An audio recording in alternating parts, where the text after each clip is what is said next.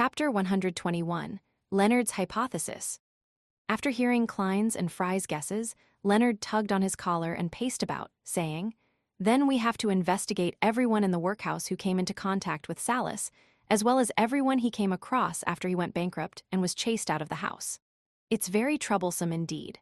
Time is of the essence. Let's split up and do a cursory check here, then head to the third reported death in the West Borough and leave the rest to the police." "All right," Klein answered without hesitation. Fry didn't have any objections. He turned towards the people who had been sleeping near Salas last night. Klein was about to find someone to question when he suddenly saw Leonard shooting looks at him. He was motioning at the side hall of the workhouse with his chin. "What does he want?" Klein was a little lost. He acted as though nothing had happened and strolled around the hall, then followed Leonard into the side hall while Fry was distracted. They made their way through the partition to a silent corner which had no one else around. "I have a hypothesis," Leonard suddenly said, stopping in front of a shattered window. Klein looked around in confusion. "What's your hypothesis?" Leonard, with his deep green eyes, he returned a question. "If there were no supernatural factors, what do you think Mrs. Loweys's outcome would have been?" Klein thought for a moment, then said solemnly, "The same, just delayed by a week or two, perhaps a month. But to a family like theirs, they would have only seen the doctor when she really was at her limit. As long as her heart problems turned for the worse, there would be no way for her to be saved." "Then what about Salas? If he hadn't been instigated by someone, what kind of end would he have?" Leonard asked again.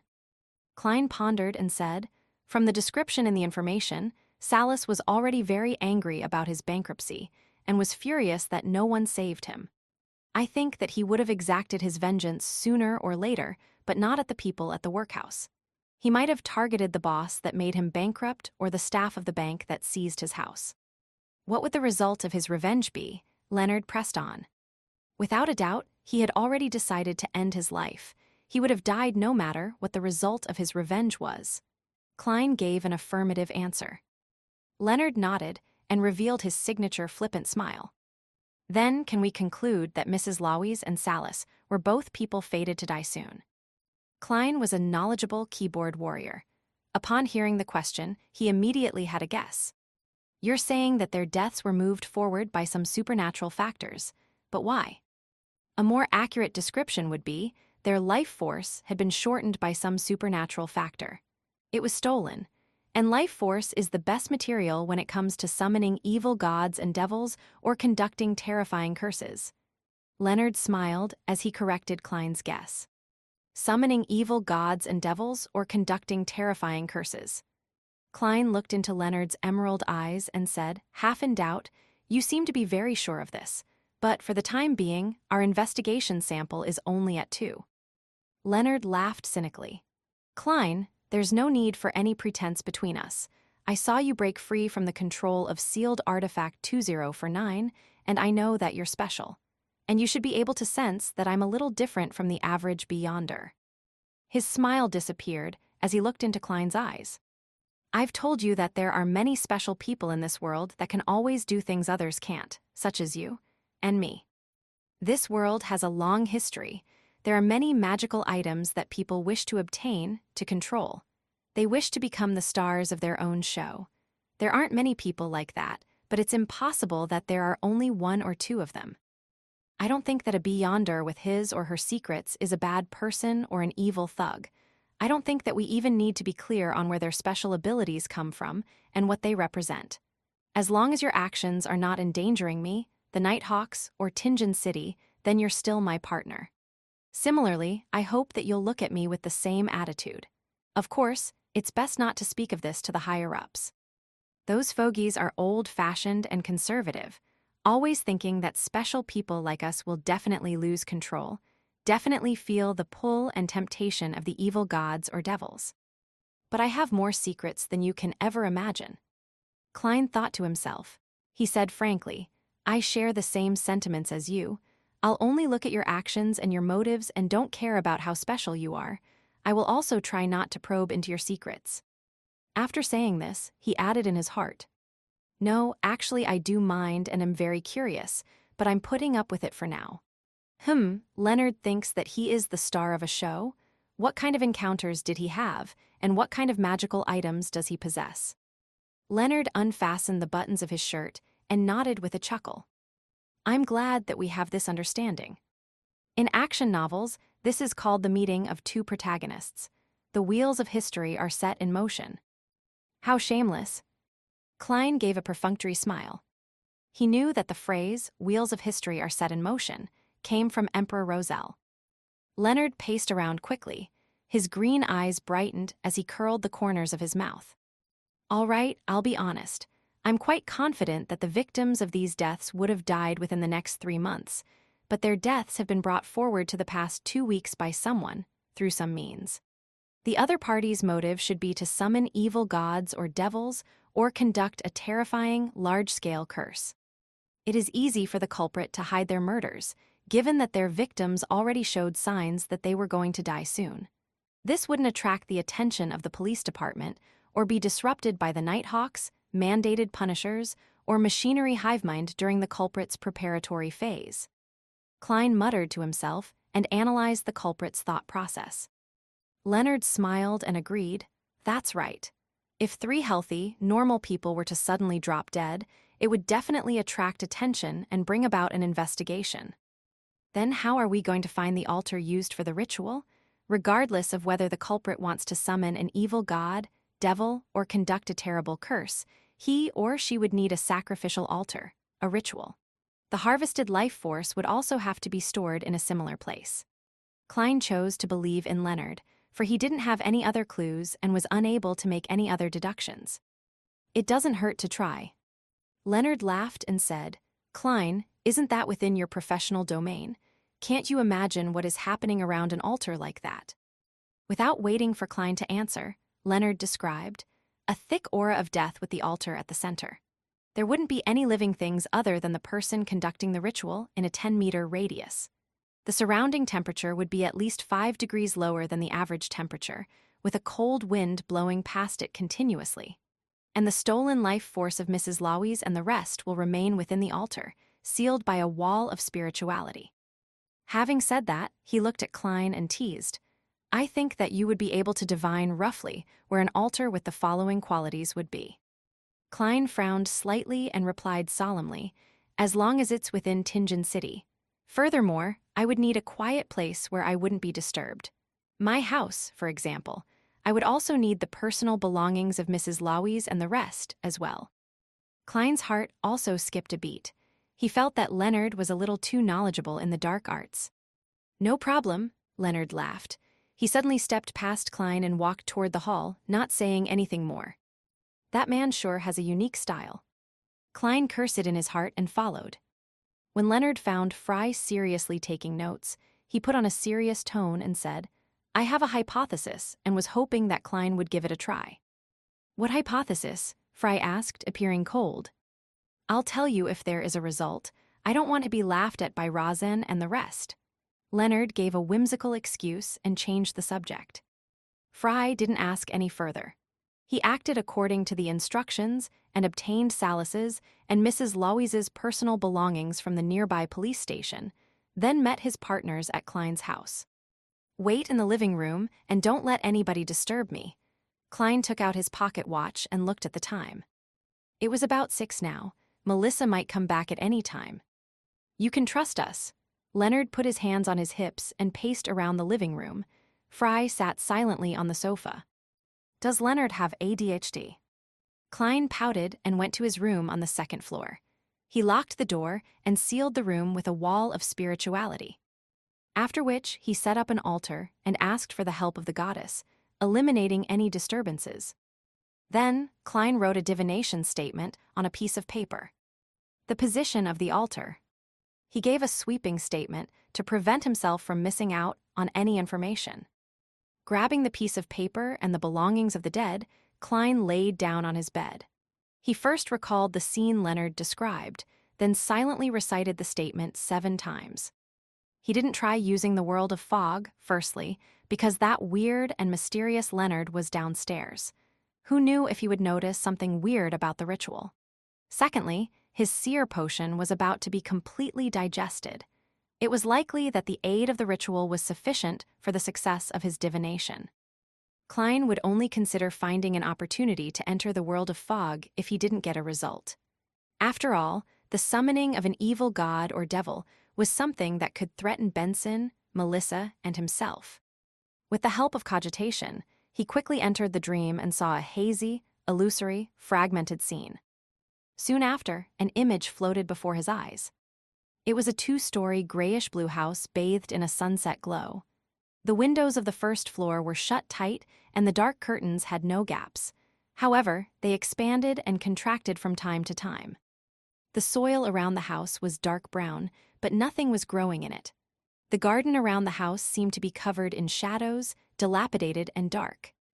There was a river flowing silently near the house. Sometime later, Klein exited the dream, having not seen anything else. Leonard's hypothesis was correct. Where could that building be? There are too many rivers in Tingen City, such as the West Borough, Southwest Borough, the Harbor area, the University area. He opened his eyes and rubbed his temples as he thought, his expression serious. Chapter 122, Target Building. 2 Daffodil Street, inside the living room that was painted with the luster of dusk. Klein stood in front of the oriel window as he told Fry and Leonard. My divination revealed something. I saw a grayish-blue 2-story building in my dream. The windows on the first floor were all shut tight, and the curtains were drawn. It's surrounded by a few meters of brown soil without any greenery or flowers. It also has a terribly gloomy garden, just like the kind you find in a horror story. The only characteristic that can be used to identify it is a nearby river, a slightly broad river. It might be the Tussock River or Koi River. We could only find out through process of elimination. Hopefully, we can still make it in time. The Tussock River was the biggest river in the Lone Kingdom, coming down from the northwest where the Murmansk Mountain was. It flowed towards the southeast, passing by the Midseashire, Awa County, and then passing through the capital, Backland, and into the sea near Pritz Harbor. The locations where it converged in Tingen City included the southwest corner of the West Borough and the harbor in the South Borough. The source of the Koi River came from the northern York Mountain as it passed through the University District in the East Borough and locally merged with the Tussock River. Those were the 2 main rivers around Tingen. The rest could only be considered streams, and none of them had an expansive water surface. Upon hearing Klein's description, the pale and cold Fry nodded lightly in agreement. Since there were no other clues, process of elimination was the only efficient method. Just then, Leonard smiled and said, "Perhaps we can narrow down the possible locations of the target." "How do we narrow down the possibilities?" Klein frowned and asked in reply as he looked at the silver vine-leaf pocket watch. Leonard chuckled. A criminal with a plan and a goal would select targets somewhere far away from the location of his altar. This is a result of their natural instinct to be safe. Only when there aren't many soon-to-be-dead people left in the areas far from his altar would he consider the nearer targets. So, we should read through the information again, exclude the areas where the number of death incidents rose rapidly above average standards. Klein's eyes lit up when he heard that. Brilliant conjecture. At the same time, he sighed inwardly. I really don't have the talent to be a detective. Fry nodded and picked up the documents on the coffee table and started reading it again. After a few minutes, he deepened his hoarse voice and said, "There really is such a region, and there's only one possibility." "Which area?" Klein asked. Fry passed the thick stack of information to Leonard, who was next to him. He pursed his thin lips and said, "West Borough." "It's the West Borough." Klein clenched his fist and immediately suggested, "Then let's search the southwestern area of West Borough. That area isn't huge." "I agree," Leonard echoed, as he waved the papers in his hands in agreement, as though he wasn't the one who suggested narrowing down the scope of their search. The 2-wheeled carriage slowly drove along the muddy road. Beside them, the red and orange glow of the sunset reflected off of a broad river that was colored with the twilight radiance of the sunset. Klein and Fry looked out the windows from both sides of the carriage, inspecting one house after another. They were searching for a grayish-blue house with a dilapidated garden. If possible, They would take note if the curtains on the first floor was drawn. Leonard leisurely sat in his original spot, leaning against the wall of the carriage as he hummed a popular local tune. The dim scenery flew past, and Klein caught sight of a grayish-blue two-story building from the corner of his eye. In front of the building was a gloomy garden that appeared in ruins. "Found it," Klein said while suppressing his voice. Before he finished his sentence, Fry and Leonard squeezed over to look out the window. There was almost no space between them. As the carriage drew closer to the building, the dark curtains that were drawn on the first floor appeared before the three Nighthawks' eyes. Klein didn't even need to divine whether they had the right building. He was completely certain that it was the building that he saw in his dream. That was where the evil altar was set up. None of them stopped the carriage, but instead allowed the carriage driver to continue driving forward. They passed their target and continued away from it, as though they were just passing by. When they could no longer see the building when they turned around, Leonard told the driver to stop the carriage. "Klein, return to Zoutelen Street in this carriage and tell the captain to come here for assistance." Leonard snapped his fingers and smirked at his teammate. Is he thinking of me as a rookie and that I shouldn't be involved in such a dangerous mission? This fellow is still quite a nice guy. Klein was stunned as he realized what Leonard meant. Fry nodded in agreement. "You just started combat training, and your job is a support role." "I know, and a person who could kill so many in order to hold a ritual won't be an easy opponent. Only the captain could make this situation less terrifying." Klein took a breath and agreed rationally.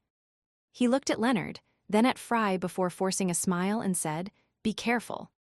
"Don't worry, I cherish my life a lot. Until the captain arrives, we'll only keep watch and we won't get close." Leonard smiled. Fry didn't say anything, but only picked up his suitcase.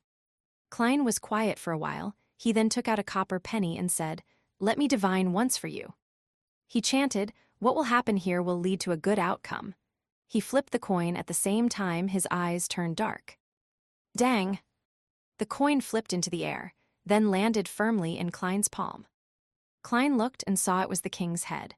He immediately let out a breath of relief. It's only a blurry symbol, so there are other interpretations. The most important thing is to be careful and prudent at all times, he explained to Fry and Leonard like a seer would do. Leonard had already turned around. He waved and jumped off the carriage. "As naggy as my 80-year-old grandma."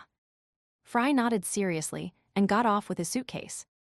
Watching both his teammates head towards the target building, Klein touched the revolver in his underarm holster and told the driver, "Zoutelen Street." The driver, who had been hired by the hour, didn't object but allowed the horses to continue the journey. 36 Zoutelen Street. When Klein entered the Blackthorn Security Company, Rosen, Mrs. Oriana, and the others had already gotten off work. It was unusually quiet and dim. Dunn was sitting on the sofa in the guest area. The gas lamp was unlit, and he seemed to blend into the darkness in his black trench coat. "Found any clues?" Klein, who was searching for the captain, was given a shock by Dunn's deep voice. Klein quickly turned around and looked into Dunn's gray eyes as he said, "Yes, we." He quickly told him about Leonard's bold hypothesis, his confirmation via divination, and the subsequent discovery of the house. As for Leonard's confidence and the uniqueness that Leonard had discussed, they were unimportant and obviously not worth mentioning.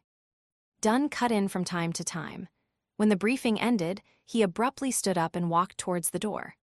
When he was almost down the stairs, he turned around and said, "I almost forgot.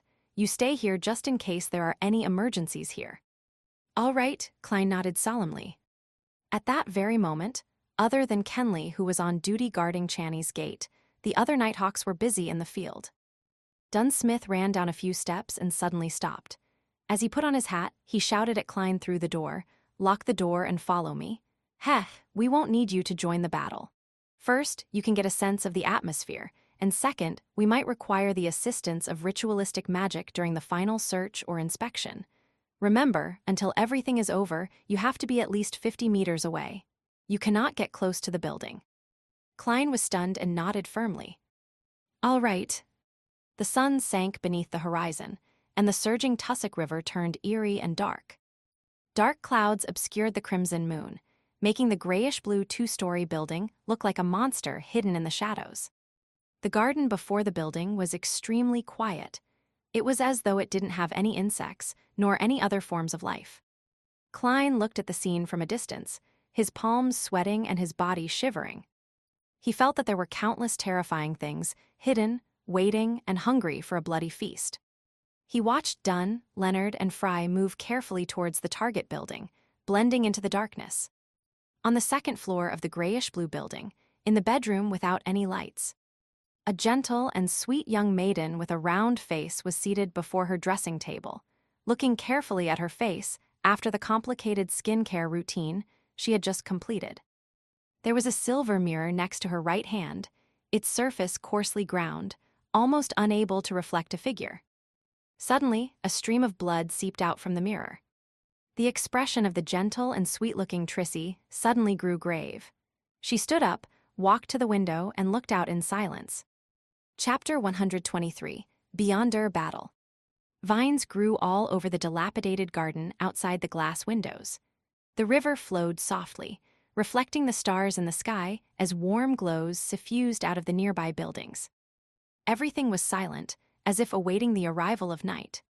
Trissy, who had ordinary features which combined to make her look surprisingly beautiful, retracted her gaze and walked quickly towards the clothes rack to retrieve a long black robe fitted with a hood. She quickly put the robe on, fastened the buttons and belt before pulling the hood over her head, transforming herself into an assassin. Trissy raised her right hand and swiped her face, immediately turning her appearance under the hood blurry. Right on the heels of that, she grabbed a handful of shimmering powder from the hidden pouch near her waist and scattered it over herself while reciting an incantation. Trissy's figure started to disappear bit by bit, her outline vanishing like how pencil marks were being erased by an eraser. She silently left the bedroom after completing her concealment spell. She moved to the opposite room and then opened the non-grilled window.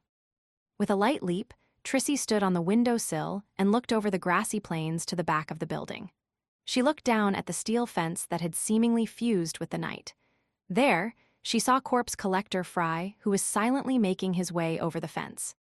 She took in a deep breath and fluttered down like a feather, stepping onto the grassy field without a sound.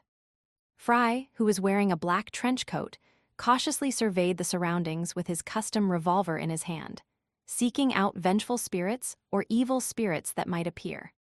He could see such entities directly. Trissy approached Fry silently, made her way behind him.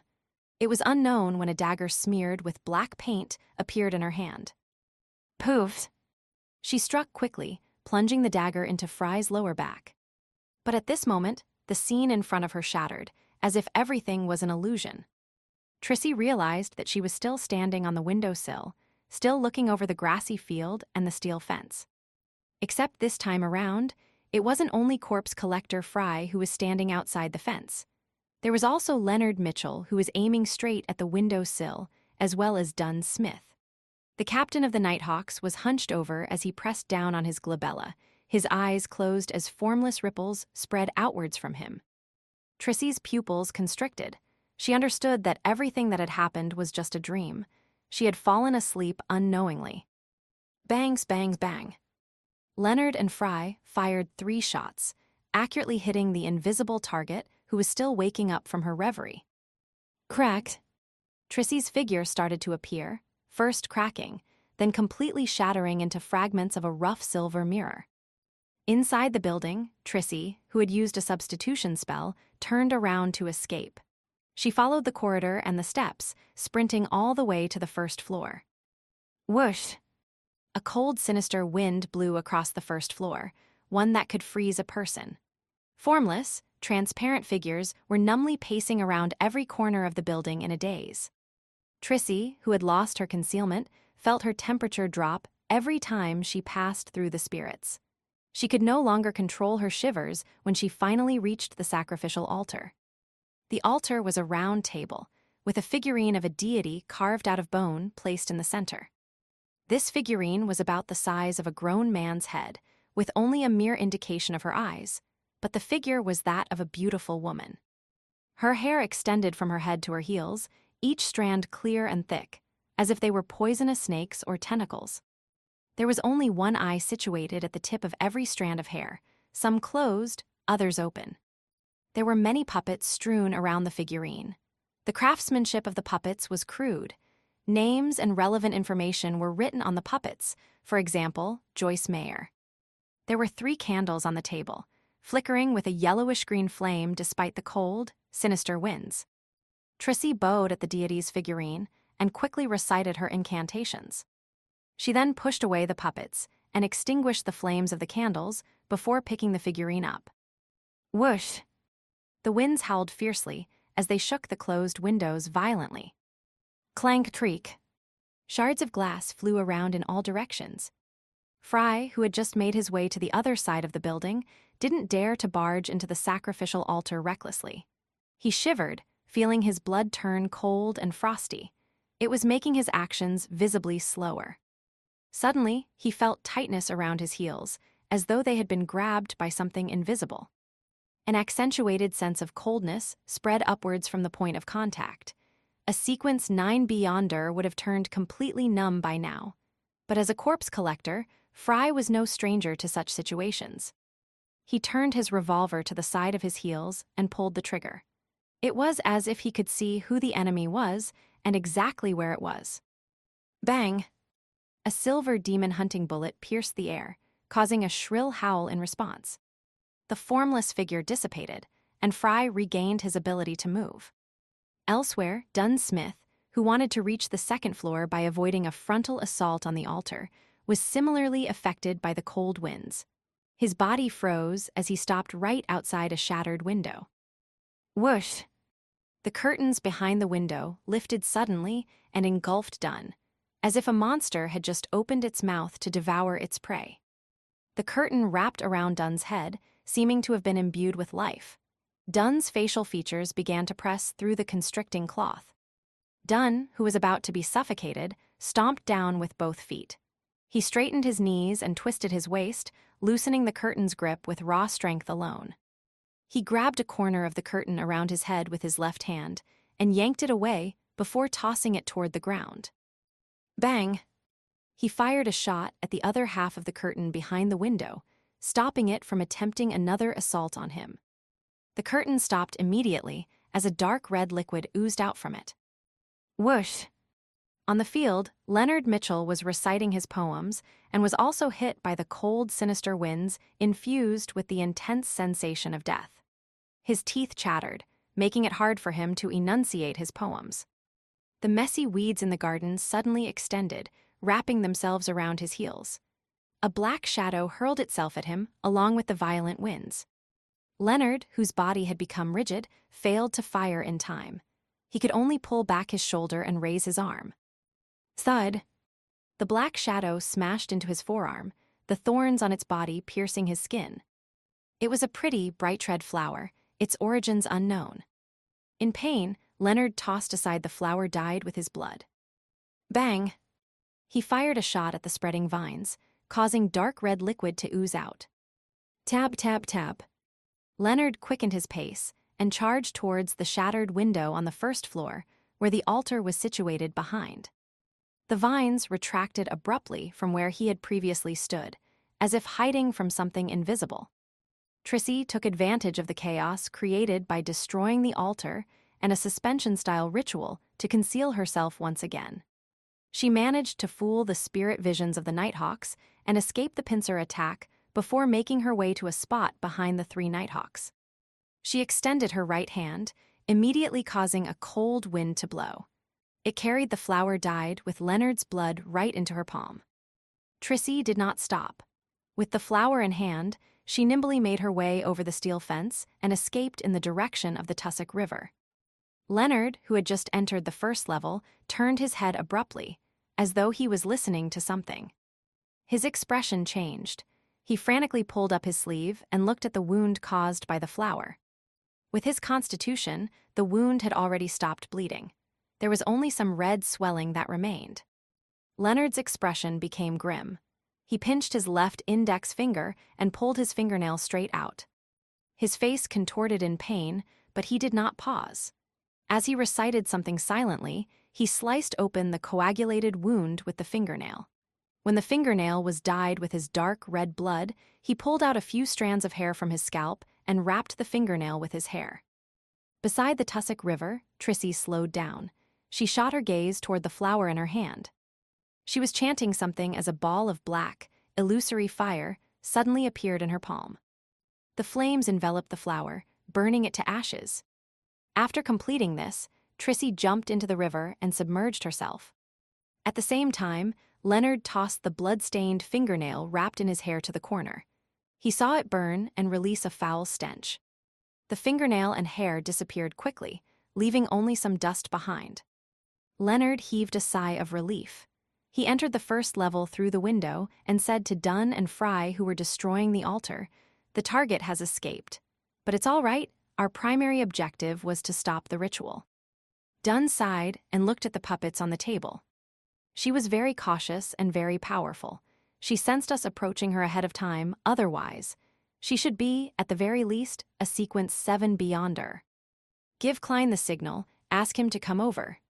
Through the brief interaction in the dream, he had determined that the enemy was female. Chapter 124, Wrapping Up Work. Klein was hidden in the shadows of a building dozens of meters away from the target building. He heard the faint sound of gunshots and the howling of violent winds. If the enemy runs towards me, should I draw my gun or should I pretend that I didn't see him? He thought as he shivered in cold sweat. A beyonder that could, through various means, cut short the lives of others definitely wasn't a sequence 9 or sequence 8 beyonder. They certainly wouldn't be someone that a seer like him could fight against face to face. Even if he sacrificed himself, he might not be able to slow the target down enough for Dunn and Leonard to catch up with him. It was fortunate that the Evernight goddess, the Empress of Misfortune, seemed to hear her loyal guard's prayers. No one ran towards the location where Klein was hiding. After a few minutes, he heard a melodious song coming from the target building. Cocking his ears to the side so he could hear better, Klein confirmed that it was the popular local tune that Leonard Mitchell always hummed. It was filled with bass words. Phew! He let out a breath of relief. He held his gun in one hand and his cane in the other. He then walked out of the shadows towards the target building. The popular local tune was the meeting signal that he had agreed upon with Dunn and the rest. Klein took 2 steps and suddenly paused. He leaned his cane against the metal fencing and switched the revolver to his other hand. Then he took off the silver chain inside his sleeve and let the topaz pendant hang down naturally. Klein waited till the topaz stabilized and immediately closed his eyes and entered a cogitation state. He recited a divination statement. The singing earlier was an illusion.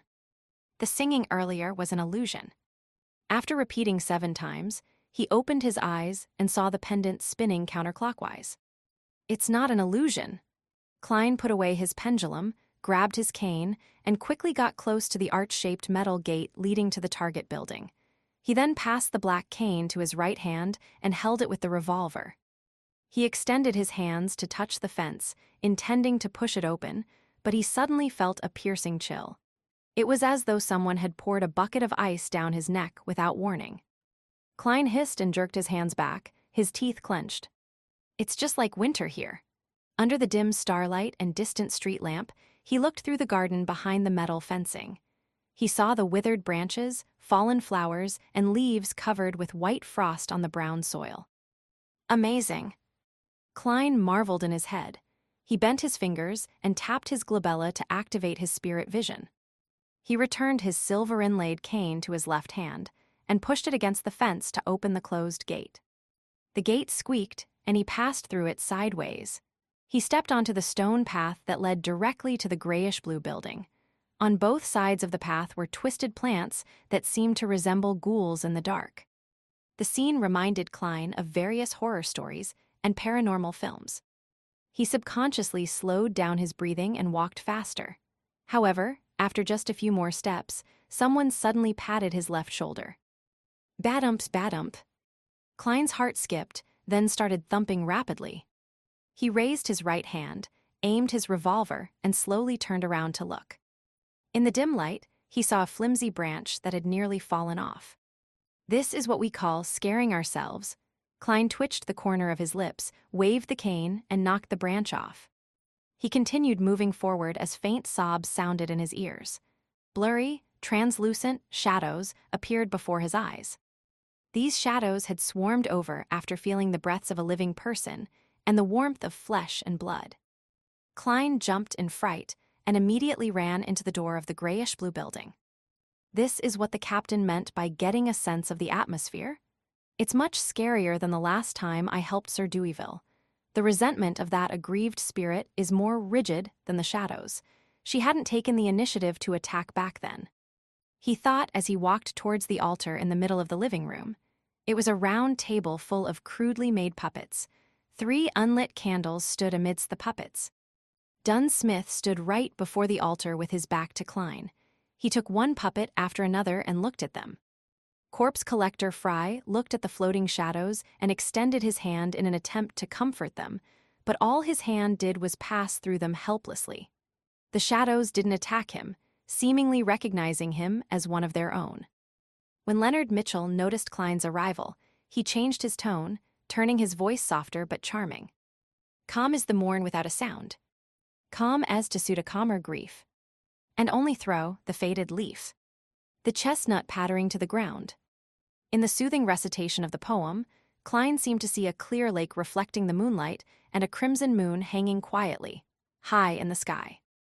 The restless shadows calmed down and stopped chasing after the warm breath of the living nighthawks among them. Dunn put down the puppet in his hand, turned around and said to Klein, "This is a ceremony for a terrifying curse. It's fortunate that we've already destroyed it. First, prepare a ritual to comfort the remaining spirits. Then try to communicate with the spirits of the dead and see if you can get any clues from them." Klein, who realized that he was no longer a burden, immediately held his chest out and said, "Yes, Captain." He reached the altar in a few steps and extended his hands to sweep the puppets off of the round table. At that moment, he noticed from the corner of his eyes that every puppet had a name and a corresponding message. "Captain, did you discover anyone you know?" Klein asked in passing. Then he glanced at Dunn as Dunn looked at him. Both of them fell silent. "I'm so silly. Why would I ask any questions that tests the captain's memory?" Klein nearly covered his face and sighed. "If it were any other boss, they would definitely find an opportunity to make my life difficult because of this. Luckily, the captain will forget about this. I wonder if that's an advantage or a disadvantage." He thought, half glad, half joking. After a short silence, Dunn seemed to finally be capable of differentiating reality from the dream world. He replied, "There's someone you know." "Who?" Klein stopped, his hand still extended to put a candle back to where it was supposed to be. "Joyce Mayer, the survivor of the Alfalfa tragedy," Dunn replied simply. Joyce Mayer, Anna's fiancée. Klein suddenly thought of Salas in the workhouse. He seemed to have been instigated and misled by someone, causing him to bring forward his rage and committing arson. Klein retracted his right hand and said in a deep voice, "Instigator Triss." He used the lives that were cut short as a sacrifice, intending to curse all survivors of the Alfalfa tragedy, because he didn't know who uncovered his involvement and lodged a police report. If Triss took revenge directly, it would have been impossible to wipe out all the targets scattered throughout Tingen. After 2 or 3 murders, he would have been noticed by the Nighthawks, mandated punishers, and the machinery hivemind. Then, he would have lost his chance to continue his murdering spree. Klein filled in the blanks of why Triss had started all this. Dunn nodded first, then he shook his head. Not all survivors, but only survivors in Tingen. His curse ritual can only affect the people within this range. Besides, the host of the ritual is a female, not Triss. Klein creased his eyebrows and asked, "Perhaps it's an expert that the Theosophy Order sent to help Triss." Yes, the origins of the Theosophy Order might involve the Demoness sect. It's fairly normal for their experts to be female. Dunn smiled and said in his deep voice, "I agree with your judgment. Although we only encountered that woman and not Triss, there are guesses that we can make. Such as, the woman and Triss don't stay together. Or, that Triss was out looking for people who are dying soon." Klein didn't say anything further. He set the 3 candles in place, took out the full moon essence oil, crimson sandalwood, and other ingredients, and set up the altar quickly. After he used a silver dagger to make a sealed wall, he started praying to the Evernight goddess, the mistress of repose and silence. He prayed that the shadows inside and outside the house would be comforted completely. Unfortunately, in the subsequent attempt to communicate with the spirits of the dead, Klein could only see a little of what the spirits had seen before their deaths. There weren't any useful clues. After settling the shadows into a peaceful sleep in the dark night, he ended the ceremony and removed the spirituality wall. He then shook his head and told the others. The backlash from the disrupted ritual caused severe damage, and the remnant images of the host were lost. Dunn wasn't surprised. He pointed at the stairs and said, "Let's look around on the second floor and give it another try." "Okay," Klein, Leonard, and Fry nodded in agreement. The three Nighthawks went up the stairs to the second floor and parted ways to search through each room. In the end, they met in a bedroom that was filled with a faint aroma. They saw messy dresses lying around and open boxes. Dunn took up a box from the dressing table and smelled it before asking, "Are these cosmetics?" To be exact, they are skincare products. Ever since Emperor Roselle, they were not lumped together with a broad term, Leonard explained with a smile. "Captain, as a gentleman, there are certain things you have to know." Klein didn't join their discussion, but cast his gaze towards the mirror on the dressing table. There was an obvious crack on the mirror, and there were shattered pieces on the rug beneath. "The Beyonder left in a rush. She didn't destroy it entirely," he suddenly said in a deep voice. "Maybe I could give this a try." "I'll leave it to you," Dunn replied in confidence. Klein quickly brought the candles up from the first floor and lit them in front of the shattered mirror. Under the dim, flickering candlelight, he took out the items like full moon essence to create a spirituality wall. After Klein prepared everything, he stood before the mirror that reflected the lights of all three candles and chanted in Hermes. "I pray for the power of the dark night. I pray for the power of the mystery. I pray for the goddess's loving grace. I pray for the mirror to receive a brief restoration. I pray for it to show every person that it reflected in the past month." As the incantation was being recited, a strong wind suddenly howled within the spirituality wall. The shattered pieces of the mirror swirled off the ground and returned to their original locations. The mirror that was covered in cracks suddenly rippled with a gloomy brilliance. Klein wiped his hands over it, and a human figure suddenly appeared in the frame. But that figure was Klein. It was a gentle and sweet-looking young maiden with a round face. Perhaps it was because the mirror was broken, or perhaps it was because the backlash of the interrupted ritual that affected the second floor as well. Her facial features were blurry, and her actual appearance wasn't exactly clear. But even so, Klein found the person unusually familiar. Adapted from Alfred Tennyson, S. In Memoriam AHHOBIIT MDCCCXXXII. 11. Chapter 125, Bold Idea. When faced with a strange sense of familiarity, other Sequence 9 Beyonders might try their best to recall or even disregard and forget about it. But a seer was different. Klein immediately ended the ritual and dispelled the wall of spirituality. He took out a piece of paper and wrote on it a statement, "The source of the sense of familiarity." After which, he sat on the edge of the bed in the room and silently recited it with the piece of paper in hand. 7 times later, his pupils became darker. He fell asleep with the help of cogitation and started conversing with his own spirituality. In the hazy, contorted world, Klein saw a carriage. He saw a young lady wearing a long gray dress. This lady had smooth black hair, her face a little round. She had a gentle and pleasant demeanor, but her body was shivering unnaturally. The image flickered, and once again, Klein saw this young, pretty lady at the underground market. She was squatting and conversing with someone. The dream receded quickly, and Klein woke up, understanding why the image he saw in the mirror was so familiar. He had met this person before. The first time was at Daffodil Street, in the district near Iron Cross Street. The captain and the rest were chasing down instigator Triss that night. There must be a connection. Klein thought for a few seconds, then set up the ritual once again. He asked for the help of the goddess to sketch the portrait of the enemy in his memory. Dunn and the rest had been waiting silently, without interrupting Klein unnecessarily. Only when he was done sketching did they crowd over and inspect the portrait. "You met her before?" Dunn asked. Klein nodded slightly and answered simply, "Yes, I saw her at the public carriage stop on Daffodil Street the night when you were going after the instigator. It was in the district near Iron Cross Street." "Then there's a good chance that she was the enemy just now, the partner of the instigator." Dunn nodded in thought. Leonard suddenly chimed in, "Don't any of you feel that this portrait is very familiar? She looks a lot like instigator Triss."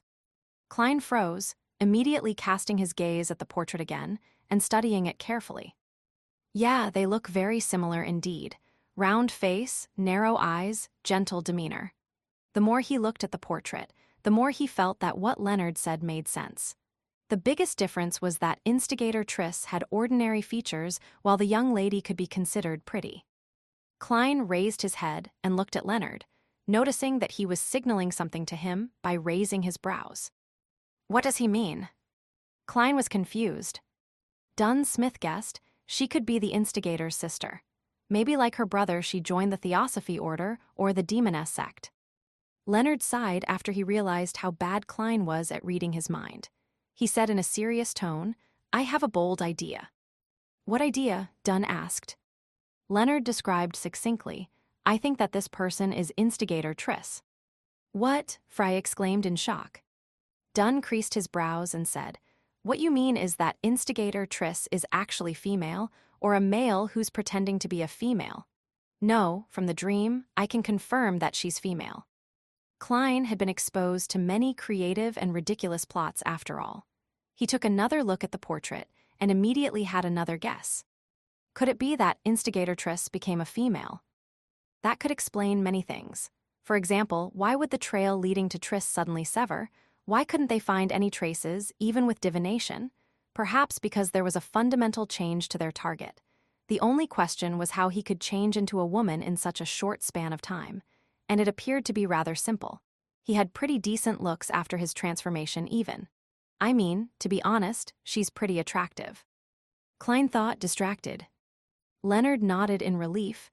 "Yes, that's my theory. This can perfectly explain why instigator Triss had seemed to vanish. It also fits with the strange fact that the upper echelons of the Demoness sect are all female." Dunn and Fry were momentarily at a loss for words. Even though they had seen many monsters and wondrous things, it was their first time dealing with a transformation like this. "What you mean is that there are a considerable number of women in the upper echelons of the Demoness sect that used to be men?" Dunn asked. He didn't wait for an answer before saying, "That could be possible. Perhaps it's the unique characteristic of their potion." Klein shivered a little as he listened. He felt that the potion of the Demoness sect was a trap. Let's hope that a similar potion doesn't exist in the pathway of the seer. No, definitely not. That is the pathway of the Demoness. Even the name of the potion sounds wrong, but I still don't know what the corresponding sequence 1 to seer is. Klein subconsciously started praying to the goddess. "Can potions accomplish such a thing?" Fry asked with a little disbelief. Leonard laughed and threw up his hands. "Even a mid to low sequence potion can cause unimaginable changes. After all, they all originated from the creator." Dunn turned to look at Klein. "Try to divine where the target will appear next." "All right." Klein went over to the pile of dresses and picked out one with mixed emotions. He spread it over the carpet. He held his cane over the dress and recalled the target's features and relevant information. He then began to recite in his heart. Trissy's whereabouts. Trissy's whereabouts. 7 times later, Klein's pupils turned from brown to black. Wind started to blow around him. His left hand released his cane, allowing the black cane to wobble. Despite the shaking, the cane failed to fall. It stood tall in its original position. "There's an interference," Klein said with a deep tone. "An interference implies that our assumptions are correct. That lady just now was most probably instigator Triss, no Trissy." Upon seeing this, Dunn nodded indiscernibly. They live up to the reputation of the Demoness sect, which has been active since the last epoch. Since Triss had transformed into Trissy, Dunn deduced that she wasn't part of the Theosophy Order, but the Demoness sect. Surveying the surroundings, Dunn sighed and said, "We can search for her through different means, such as where these clothes came from or the owner of this house. We can also get the police department to patrol the train stations and piers. We might be able to get some clues like that, but Trissy will definitely have had enough time to leave Tingen. Yes, I'll try it again above the gray fog when I'm back at home." Klein was cautious of people like Trissy who wanted to unleash a massacre on a whim. He wanted to desperately find her and execute her on the spot. "Leonard, head to the police department and gather a group to wrap up things here. Klein, you can go back and rest now." Dunn rubbed his temples and paused for a few seconds. He said to Klein, partially to test him and also to teach him, "How would you have handled this evening's mission? Assume that me, Leonard, and Fry are the only members on your team." Klein creased his brows and thought for more than 10 seconds. "I'd first use divination to ascertain if the ritual would take effect soon. If the answer was negative, then I'd stick to observing and not approach. Then I'd notify the police department to deploy personnel around the area, as well as gather at least 5 cannons to bombard the entire building till wherever Trissy was hiding was leveled. She could either be blasted to death in the building or attempt to flee amidst the cannon fire. This would easily expose her. Until then, I would station you and the rest at different spots." He got more and more excited as he continued. He felt that his idea was simple and effective, barbaric and decisive. It was very safe and very appropriate. Dunn, Leonard, and Fry were dumbfounded. They didn't say anything for a long time. "Captain, is that not a good idea?" The excited Klein's heart thumped rapidly when he saw that they had no reaction. Dunn was silent for a few seconds before he said, "No, it is a good idea. But the premise is that we have to confirm that forceful destruction of the altar wouldn't create a more disastrous outcome. Sigh. As longtime Nighthawks, we're accustomed to relying on ourselves, our powers as Beyonders, and guns in all circumstances. We're not used to allowing normal people to come into contact with supernatural incidents. All right, I was always an ardent fan of firepower bombardment." Klein added in his heart. Klein and Leonard walked to the carriage station, about 500 meters away before they saw it. After waiting for a while, they returned to Iron Cross Street. One went to the nearby police station, while the other returned to Daffodil Street.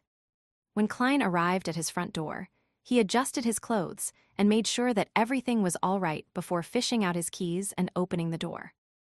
Melissa and Benson were in the living room, quietly doing assignments and reading books respectively under the light from the gas lamp.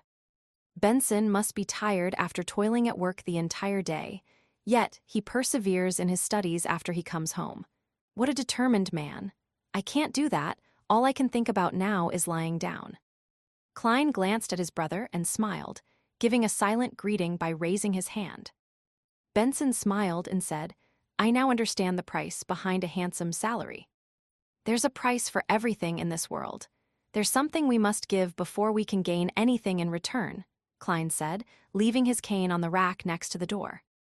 "That's apparently something Emperor Roselle said, right?" Melissa stopped writing and looked up.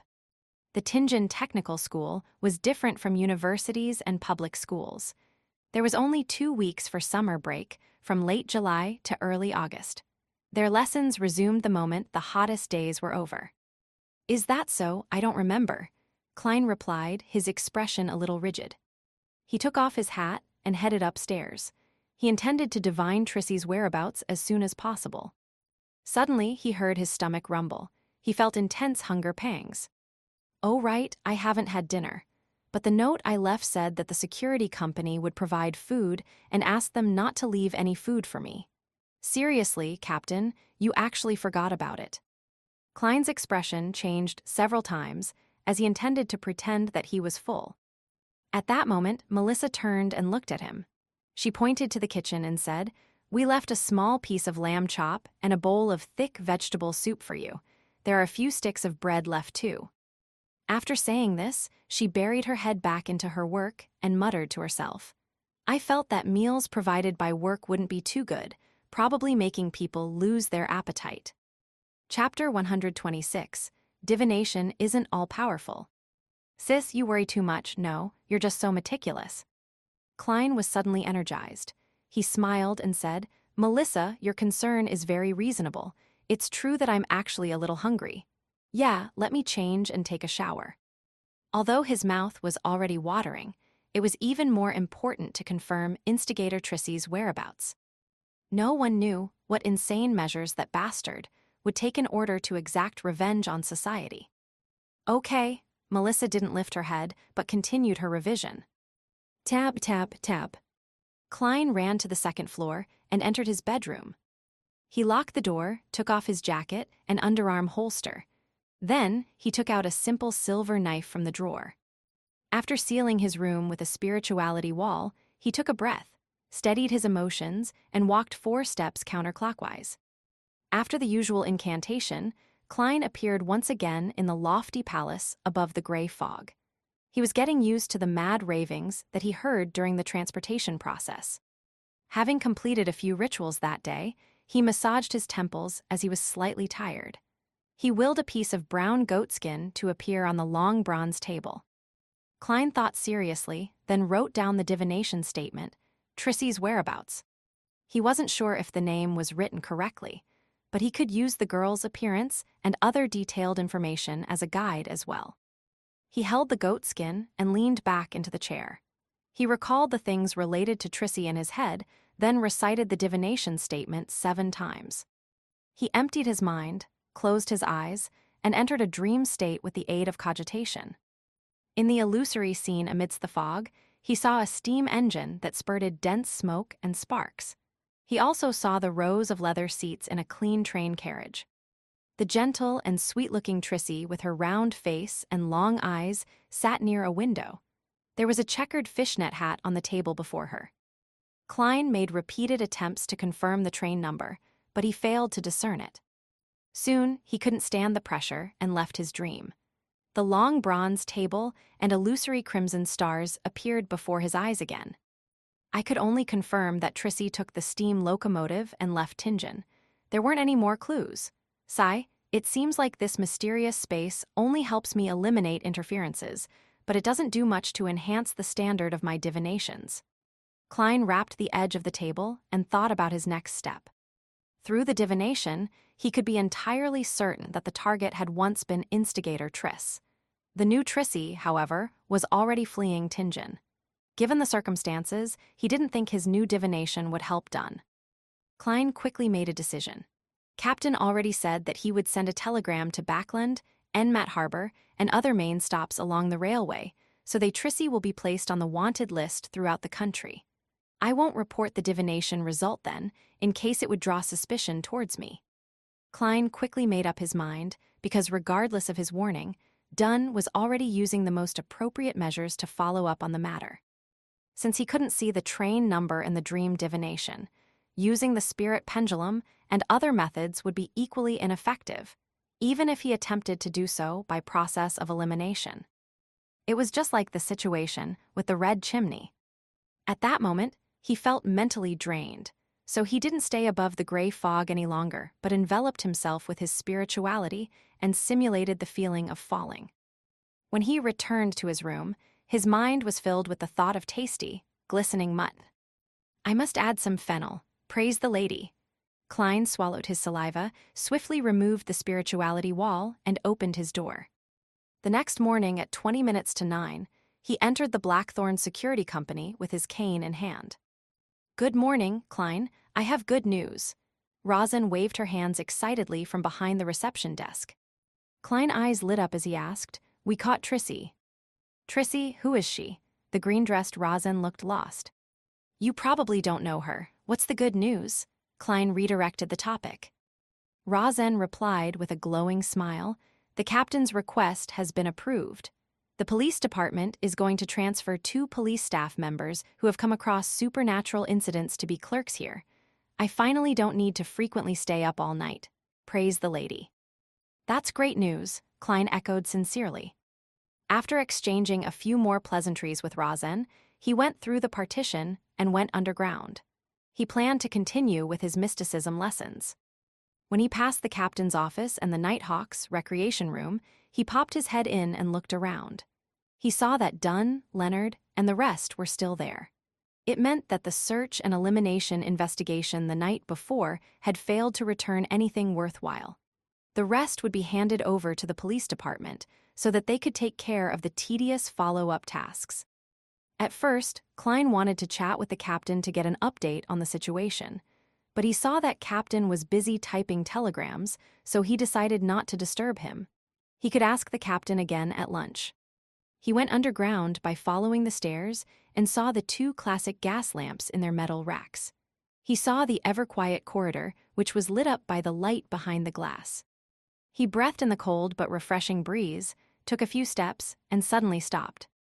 He suddenly looked towards the gas lamp, and his eyebrows gradually creased. He had made a crucial mistake. A mistake that could only be made by someone with knowledge from Earth. In his divination above the gray fog the night before, Klein had seen Trissy taking a steam locomotive. Hence, he subconsciously believed that it was something happening at that moment. But this world had yet to invent electric lights or similar equipment. When the sky grew dark, there were almost no steam locomotives in operation that ferried humans. Klein, who was accustomed to trains which operated at night, had instinctively missed out on that fact. In other words, it wasn't something that happened last night. It was a scene from the future, which meant that it was going to happen that day or the day after. Klein's heartstrings tightened and he paced back and forth. Then he went upstairs again. He knocked and opened the door to the recreation room, and he saw that Leonard was reciting a poem by the window, looking helpless. Klein ignored Kenley, Rial, and Sika Tron, who were playing cards. He looked towards Leonard and said, "I have a question for you. Would it be that you want to learn tricks to entertain the ladies?" Leonard teased, putting down selected poems by Roselle. He exited the recreation room and followed Klein halfway down the stairs that led underground. He then looked into Klein's eyes and said with a chuckle, "It seems like you did a successful divination last night." Klein didn't explain further but said straightforwardly, "I divine that Trissy will leave on a steam locomotive." After their conversation at the workhouse in the Westborough, he didn't mind appearing slightly special before Leonard. "Steam locomotive, the earliest train is at 7 in the morning." Leonard took out his pocket watch from his shirt and flipped it open to take a glance. "No time to waste. I'll tell the captain that I received a reliable tip." He quickly went upstairs and left the Blackthorn Security Company. After waited downstairs for a few minutes, he returned and went into Dunn Smith's office. Klein heaved a sigh of relief and watched the captain send a telegram after gathering the other Nighthawks who were playing cards. They soon left out the door. Recalling what happened earlier, he felt conflicted. It was a different lesson than the one he received from the death of the suited clown. He had committed a mistake with similar characteristics, which made him seem to understand this lesson more, leaving a deeper impression on him. Turning past the armory and entering the duty room, he took off his top hat and coat, then hung them onto the clothes rack naturally. Old Neil had just finished making himself some hand-ground coffee. He happily took a sip and asked, "Would you like one?" "All right." Klein sat down, as carefree as if he had returned home. Old Neil glanced at him and frowned, quipping, "Still 3 cubes of sugar with a spoon of milk. You're such a sweet tooth. This is harmful to your teeth and your body." No, I only like it sweet when I'm drinking coffee. When I have grilled steak or roasted meat, I prefer rose salt, black pepper, fennel, and other condiments." Klein always believed that he was a fan of all flavors. Old Neil finished the coffee quickly. He pushed it over and said, "Do you want to take a break or start straight away?" "Let me settle down for a few minutes." The captain and the team got a tip about Trissy's whereabouts, and they are on the way to the steam locomotive station. "I wonder what the outcome will be," Klein sighed. Old Neil clicked his tongue and said, "Is the tip detailed enough? Are they sure which train it is?" "No, it's not confirmed," Klein said, pursing his lips. Old Neil suddenly laughed. Under such circumstances, the possibility of failure is much higher than success. Trissy should be a sequence 7 beyonder, and a beyonder at that level won't be captured so easily. Heh, don't rely on divination. Divination isn't all-powerful. You'll only obtain symbolic signs which are very easy to interpret them wrongly or ignore something. Klein recalled the mistake that he made this time and felt melancholic. He nodded sincerely. Yeah, divination isn't all-powerful. After he said that, he sighed. His mind, body, and soul suddenly entered a magical state. He leaned backwards slightly, intending to let out a breath. Just then, he suddenly heard an illusory shattering noise in his ear. He felt something dissolving inside him, blending together with his spirit. Klein half closed his eyes and experienced the unique and indescribable feeling in silence. Klein didn't need anyone to tell him that it was a result of the complete digestion of the seer potion. The first town that the Tussock River passed by after it flowed through Tingen City was called Weenia. It was also the first stop from Tingen to Backland for the steam locomotive. On the platform, Trissy changed into a long beige dress and put on a woman's circular hat. Fine fishnet gauze hung down from the edge of her hat, covering half her face. Her appearance became blurry and indiscernible. She had already sent a telegram to her partner in Tingen to remind the other person to be careful. She told them that she had used money she burgled to buy a steam locomotive ticket to Backland.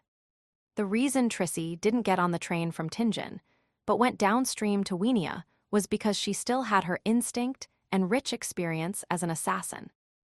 Well, a train let out a long and sharp whistle as the long metal behemoth chugged to a stop next to the platform while spurting smoke and sparks. Trissy didn't carry any luggage and entered the first cabin. At the same time, she decided to get off the train after 3 stations and enter Backland through other methods. In the basement of St. Selena Cathedral, Klein closed his eyes and leaned backwards in his seat.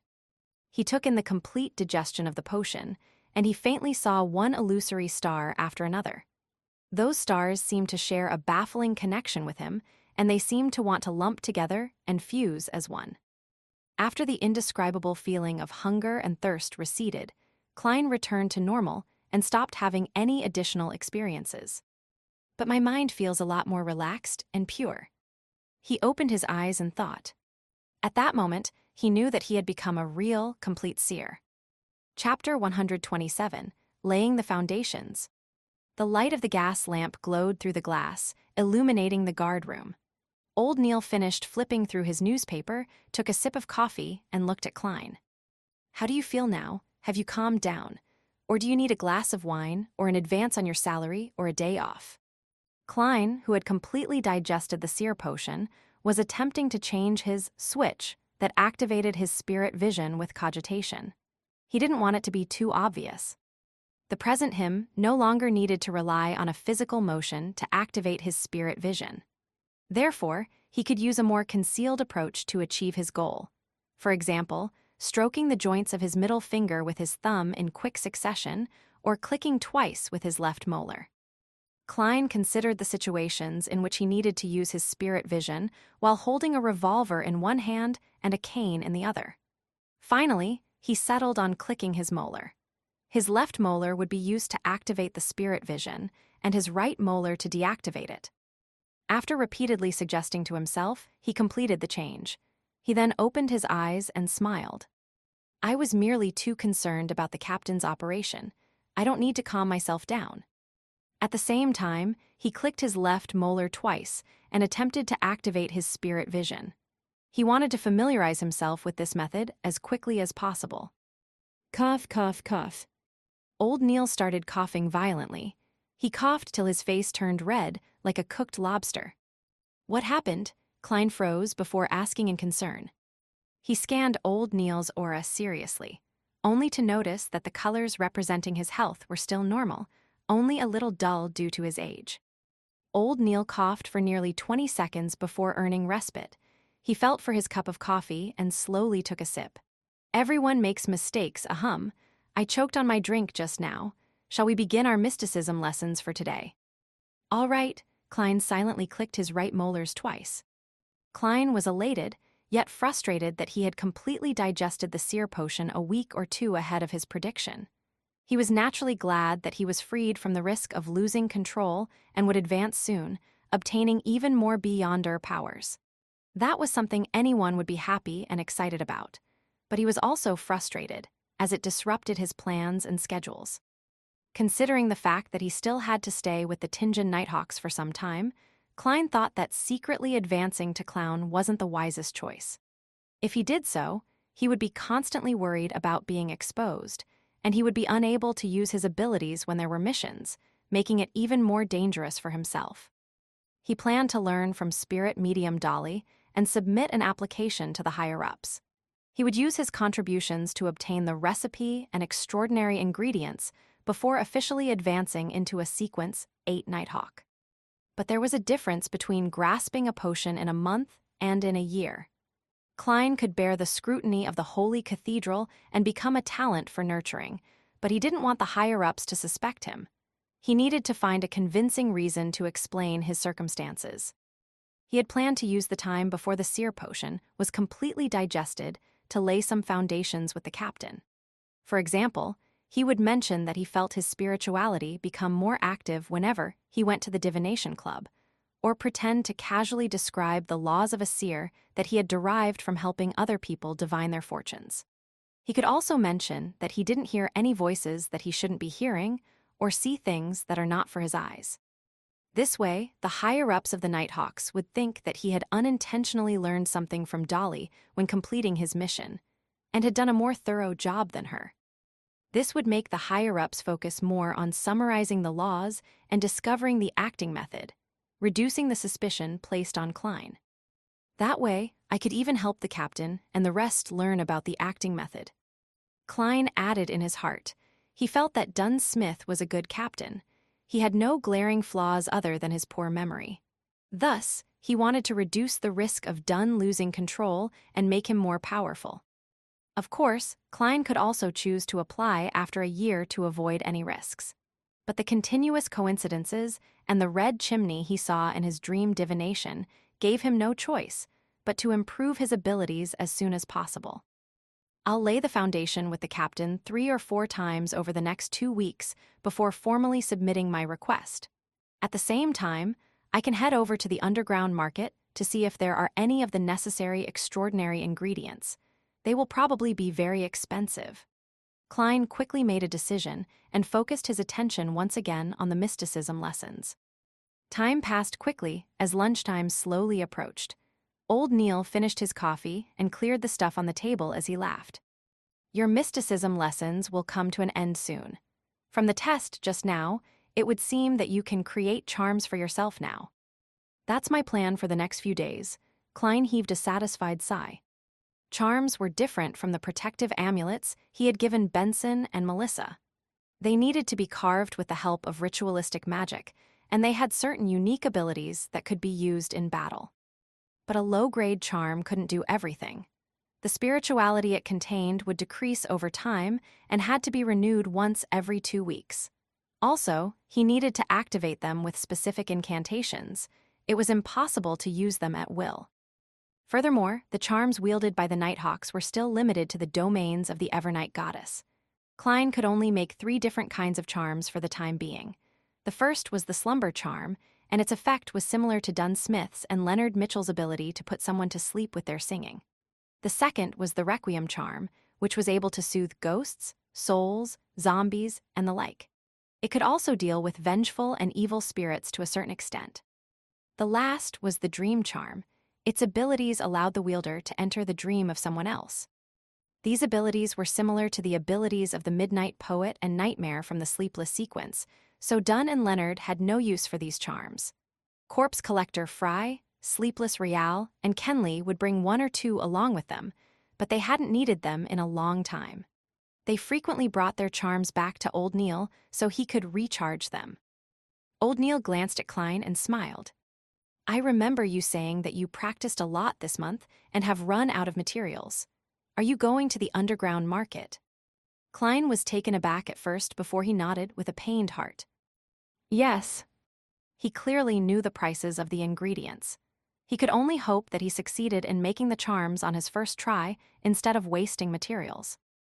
After being presented with the mission of bringing lunch underground, Klein put on his jacket and hat before returning to the Blackthorn Security Company on the 2nd floor with cane in hand. As he walked past the recreation room, he saw that Leonard and the rest had already returned and were enjoying their lunches. Knock, knock, knock. He knocked on the captain's door. Please come in, Dunn's mellow voice sounded. Klein pushed the door open and took off his hat. "Captain, did you catch Instigator Trissy?" Dunn rubbed his temples and shook his head in exhaustion. "We didn't find her at Tingen Station, but according to the telegraph we received from Backland, a passenger saw her in the first-class carriage of the earliest train. Regrettably, she got off in the middle of the journey." How regrettable, Klein sighed, even though he had expected this. Divination isn't all-powerful. Dunn's gray eyes swept past him. "There's no need to be depressed. It isn't easy to capture a sequence 7 Beyonder. At the very least, we disrupted Trissy's evil ritual and saved at least 40 innocent lives. Furthermore, we understand her situation now. She can no longer commit crimes as she wishes. If she tries to do something similar, she'll be noticed, discovered, and reported at any time. Sooner or later, she'll be captured by the Nighthawks, mandated punishers, or the machinery hivemind. It's even possible that she'll be killed. Let's hope that is the case. May the goddess bless us." Klein drew the crimson moon on his chest. Following that, he paused and pondered over his words. "Captain, I haven't heard unwanted voices or seen unwanted visions for over a week now. Also, that's true even when I am in cogitation or using my spirit vision." "Really?" Dunn creased his brows, puzzled. Klein immediately elaborated. "I feel that I'm not far off from achieving full control over the seer potion. This could be due to my frequent visits to the Divination Club and helping others tell their fortune." "Why do you think so?" Dunn immediately changed his seating posture, his expression lost. Klein added a stammer into his sentence. "Every time I head to the Divination Club, I can feel my spirituality becoming more active, and every time I help someone divine something, my heart, body, and soul become more relaxed. I've also come up with a set of rules for a seer. I've been following it strictly, just like how a mystery prior can do as you wish, but do no harm. I found inspiration from this maxim and tried coming up with a maxim designed for seers. I think that this might be an effective way to help Beyonders gain control over their potions faster and reduce the risk of losing control. Just like Madame Dolly, who has always been a spirit medium." It was unknown when Dunn had taken out his pipe. He placed it at his nose and took a whiff, seemingly forgetting about Klein as he thought for a few minutes. A remarkable guess and an interesting trial.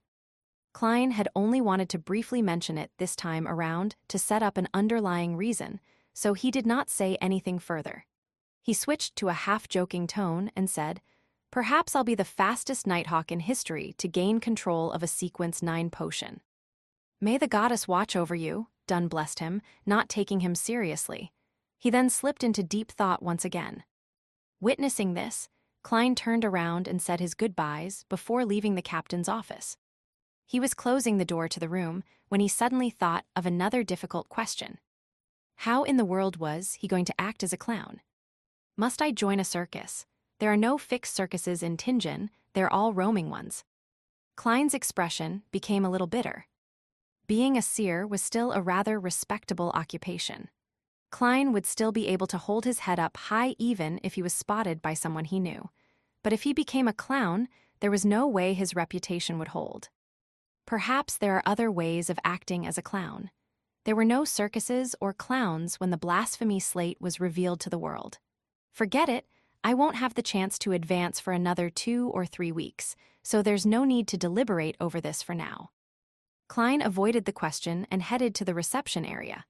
He walked toward Rosen, Mrs. Oriana, and Brett to fetch his and old Neil's lunch.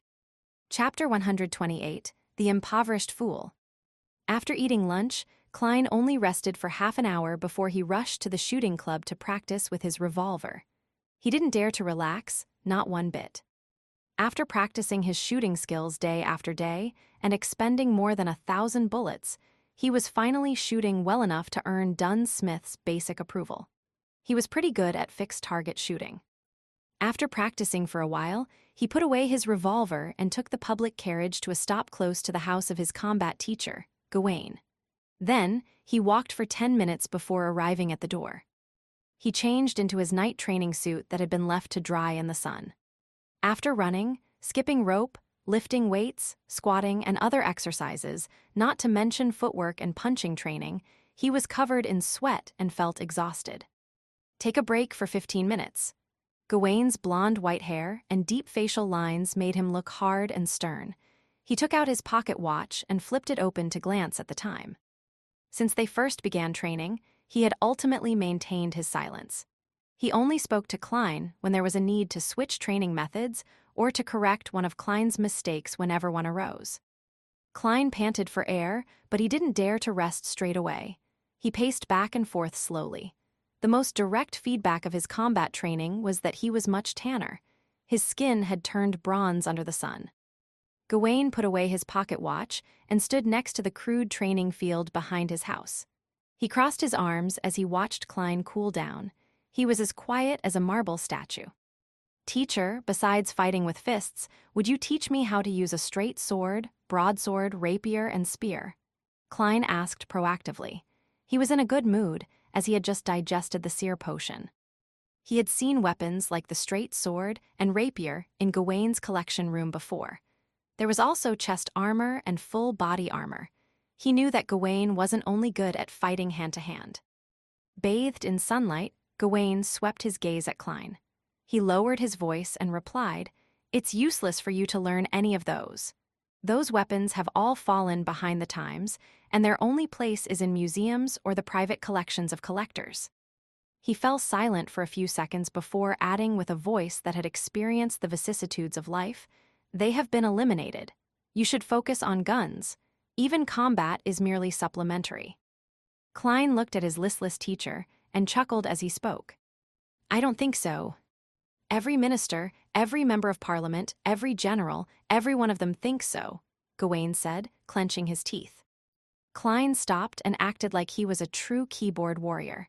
He responded with ease and fluency, "No, they have merely retreated from the front lines of a battlefield. They still have their uses elsewhere. Why does combat have to be used against firearms? They could be used together. I believe a person who is more flexible, swifter in action, and quicker in response could use guns in a more effective manner."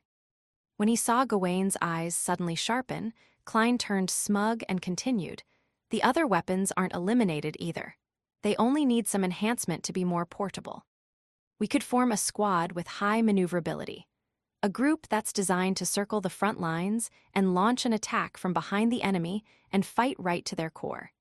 In such a small-scale surprise attack, a warrior who has outstanding hand-to-hand abilities and familiarity with various kinds of weapons could play an important role. You can imagine such a scene." Klein gave full play to his ability of knowing a bit of everything. He mixed and matched all the combat tactics the special forces on Earth had and described them to his teacher. He wasn't sure when Gawain's breathing became heavier. He stood there without moving an inch, seemingly unwilling to break the scenes he imagined. Klein stole a glance at the man's reaction.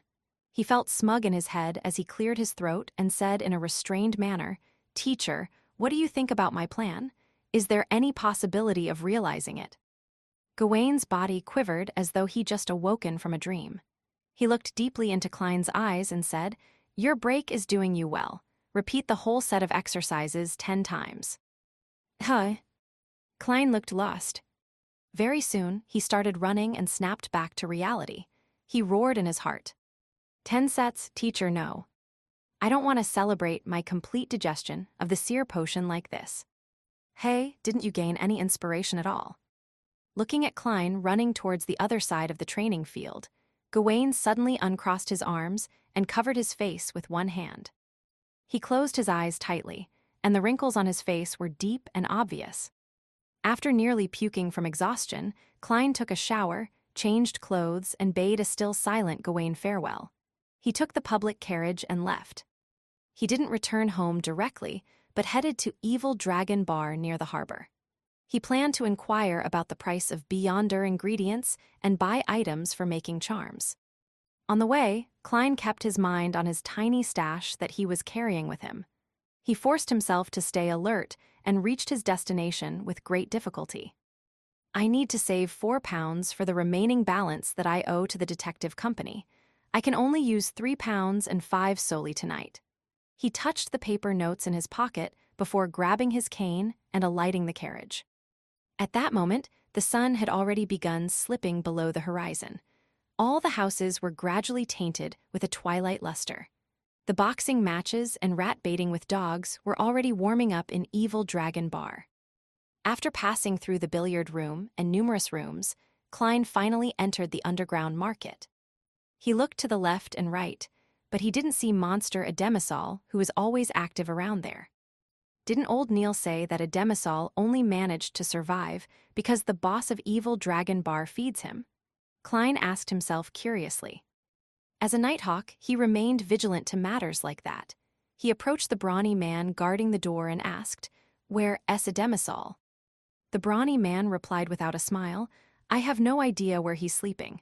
He's been like that lately. He lies down and shivers and chants, 'Dead, dead, all corpses, everyone has to die.'" What scenes did he see this time? What triggered him?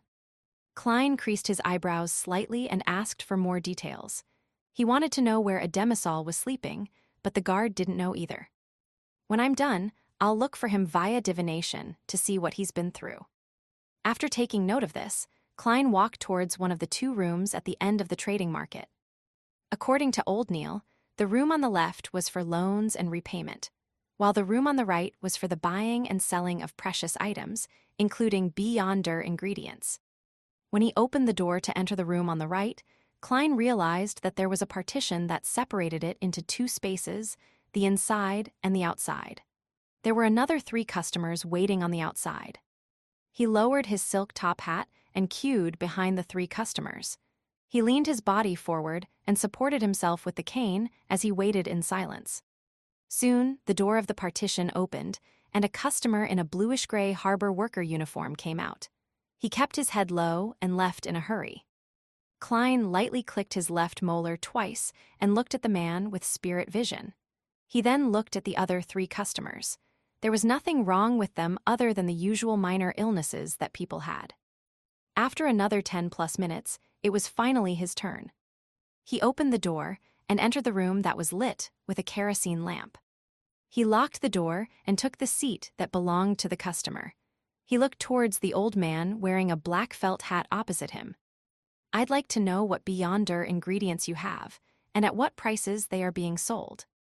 The cheek muscles of the elder were droopy, and the wrinkles at the corner of his eyes were deep, but his body was well built. He didn't find Klein's request weird, because many customers weren't willing to let another person know what they wanted to buy before they confirmed that the seller had it available. Generally, they wished to be introduced to all options. The old man flipped to the newest pages of the notebook, stole a glance at Klein, and took a sip of his honey wine before he said, "Water Ghost's brain tissue costs from 3 to 15 pounds depending on how intact it is. Star Crystal, 150 pounds per 50 grams. 200 pounds for 1 queen bee grass. 170 pounds for an adult black-spotted frog. 280 pounds for human-faced rose, but there's only one." Klein controlled his emotional response. After he listened to the old man's introduction, he was surprised that an underground trading place like this had fewer than 30 beyonder ingredients. As he touched the notes worth 7 pounds in his pocket and thought of Miss Justice's attitude towards 1,000 pounds, he sighed. "Unfortunately, there is nothing I want." Without waiting for the elder to pose any further questions, he quickly turned around to open the door and made an exit.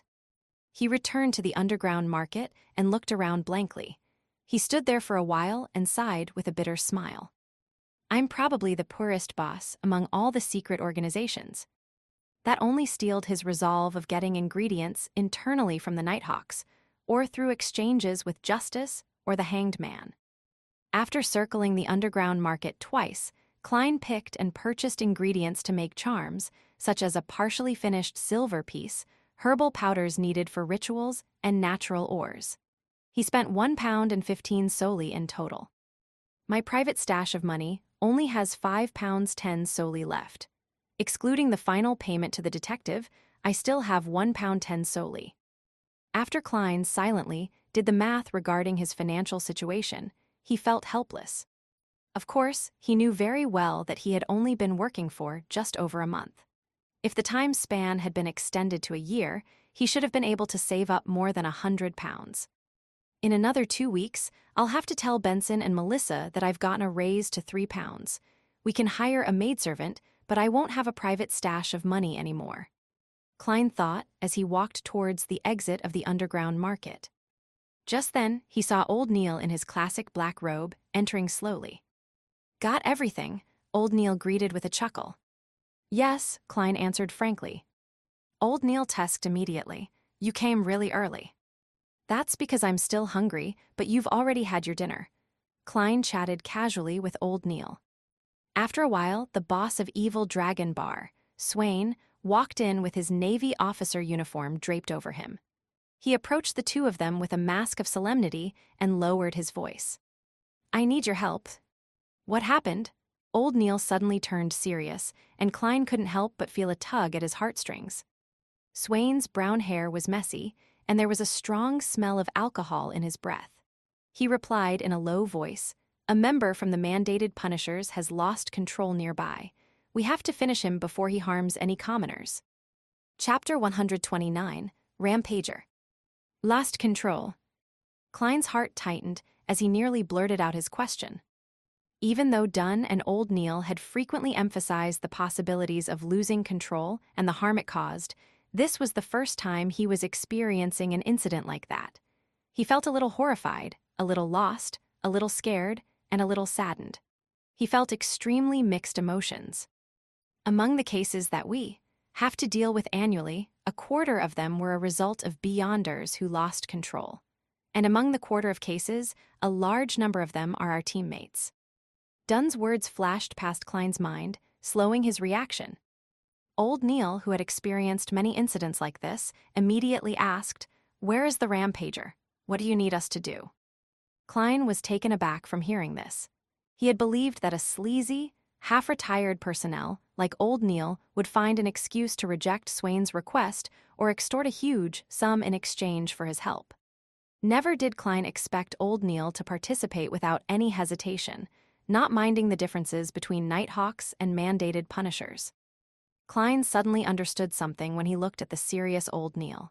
It didn't matter if they were Nighthawks, mandated Punishers, or machinery hivemind. Their aim was to stop supernatural powers from harming the innocent and maintain peace and stability in Tingen. If they were met with a dangerous and urgent situation, their sense of duty would propel them to help without hesitation. Swain answered succinctly, "Be my support." He didn't explain why the person lost control or where the Rampager was. Instead, he made his way to the exit quickly. This ex-captain of the mandated Punishers was clearly an old alcoholic, but Klein realized that he could not keep up with the man's pace. He needed to break into a jog to ensure that he was not left behind. He turned his head to look at old Neil, only to see the old mystery prior break into a run. The three of them didn't pay any attention to the gazes of the guards on their way there. One of them had an old Navy uniform draped over him, another was in a dark classic robe, and the other in a black trench coat. They charged out of the billiard room and into Evil Dragon Bar. The customers who were drinking shifted their gazes from the rat-baiting competition to Klein and company. Is that boss Swain? Where's he going in such a hurry? Did someone default on their loan? Amidst the soft murmurs, some of the customers focused their attention back to the cage. They once again broke into an uproar, venting the stresses of their day. However, some of the more perceptive customers felt a faint sense of unease. Tab, tab, tab. Klein, old Neil, and Swain ran across the road and entered the harbor district. On that boat, Swain slowed down and pointed at a cargo ship not far away. Two mandated Punishers are circling the Rampager, preventing him from entering the Tussock River. Help me influence him and bring him under control. Leave the rest to me. Old Neil panted for air and said, "All right, B, but you have to give me a minute." "Phew, a minute to recover." Swain nodded and didn't say any more. He charged up to the ship and joined the fight. Upon hearing the sounds of combat on the ship, old Neil looked at the somewhat nervous Klein. He took out a piece of silver about the size of a baby's palm from a hidden pocket near his waist. He then passed the silver to Klein and said, "Slumber charm. The incantation to activate this amulet is the phrase Evernight in ancient Hermes. After you finish the incantation, inject your spirituality into the charm and then throw it at the target after 3 seconds." "All right," Klein extended his hand to receive the charm and felt moved. This charm was carved with Hermes incantations on both sides, as well as the corresponding symbols, path numbers, and the spell's characteristics. He didn't need to activate his spirit vision to feel the deep, serene power flowing within the charm. Old Neil stood up straight and took out a similar charm from his hidden pocket and held it in his palm. He joked as he walked toward the cargo ship, "Do not be too nervous, relax and think about something else. For example, I lent you that charm. If you're going to use it, remember to make one for me in return. Of course, you can wait till next month when you receive a new quota of materials before you do so." He really is the experienced Old Neil. Klein placed the charm into his left pocket, reached into his holster, took out his revolver, and adjusted the hammer and drum. "I don't feel that nervous anymore." He had a gun in one hand and his cane in the other. He made his way up the steps with Old Neil and boarded the cargo ship. This cargo ship had obvious signs of age. Although it was powered by steam and had a chimney, it retained its past fixtures such as its mast and sails. Furthermore, only its surface and some other portions were plated with metal. The remaining sections of the ship were still made of wood. As the sounds of the battle intensified, Klein and Old Neil suddenly heard a loud noise amid the din while searching for a way to enter the cabin. The wooden cabin was instantly shattered, its fragments flying everywhere. A figure fell through the hole and crashed onto the side of the ship. Klein didn't have the luxury of time to evaluate the man's injuries. His gaze was focused on the monster, which was charging towards the hole. The monster was over 1.8 meters in height and was wearing a tattered shirt and trouser. Its ankles were covered with dark green scales, and a layer of skin had formed between its fingers and toes, as if they were the webbed limbs of an aquatic creature. It had a head covered in wrinkles, still barely resembling a human. Its scales were coated with a sticky fluid that continuously dripped onto the floor. Sizzle! The sticky dark green liquid corroded the deck slightly, leaving visible marks behind. Bam! Swain punched the monster from the side, causing it to stagger 2 steps to the side. Bam, bam, bam. Even with the ridiculous muscles Swain had, he was clearly inferior to the monster. Despite having his punches and kicks connect, they were unable to smash through its scales and cause physical harm. Swain was momentarily reduced to a wretched state as he staggered. If not for Swain's astounding sense of balance and the efforts of the other mandated punishers to shoot and suppress the monster, Klein suspected that this blue-eyed elder would have been beaten to death by the monster. Thud, thud, thud. Swain took multiple steps back, then advanced once again, like a moth to a flame. But Klein could sense that he was accumulating something, waiting for something. Bam! Swain was sent to retreat, his body obscuring another mandated punisher's field of vision. The monster took this chance to charge towards the opening. It wanted to escape the ship and jump into the Tussock River. Looking at the wrinkled, sticky head of the monster, Klein lifted his right hand and pulled the trigger. Bang! The silver demon hunting bullet hit the monster's body just as he predicted, but it had only hit its scales and failed to fully penetrate its body. The monster let out an ear-piercing shriek before it exerted strength with its feet and pounced at Klein. When a stinking fishy smell hit him, Klein suddenly hunched down and rolled to the side. Clang! He felt the ship shake as fragments had hit it as well. At the same time, he heard an old but deep voice recite an incantation in ancient Hermes, Evernight. Klein rolled over 2 more times.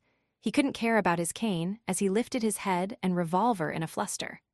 All he saw was Old Neil tossing out his charm calmly, despite being incredibly close to the monster. The piece of silver was instantly swallowed by a dark red flame and released the faint sound of an explosion. A deep, serene power spread forth. The monster, who had almost destroyed the side of the ship, rocked. Its movements became sluggish. Swain charged out from the cabin. He approached the creature and pulled back his arm, hitting the monster like a jackhammer. His punches connected with the head of the monster.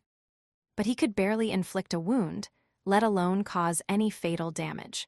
But Klein could sense that whatever the blue-eyed elder was accumulating had finally reached its peak. Boom! The monster seemed to recover. It flailed its arm and made Swain take 5 steps back in retreat. Each of his steps caused cracks to form on the deck.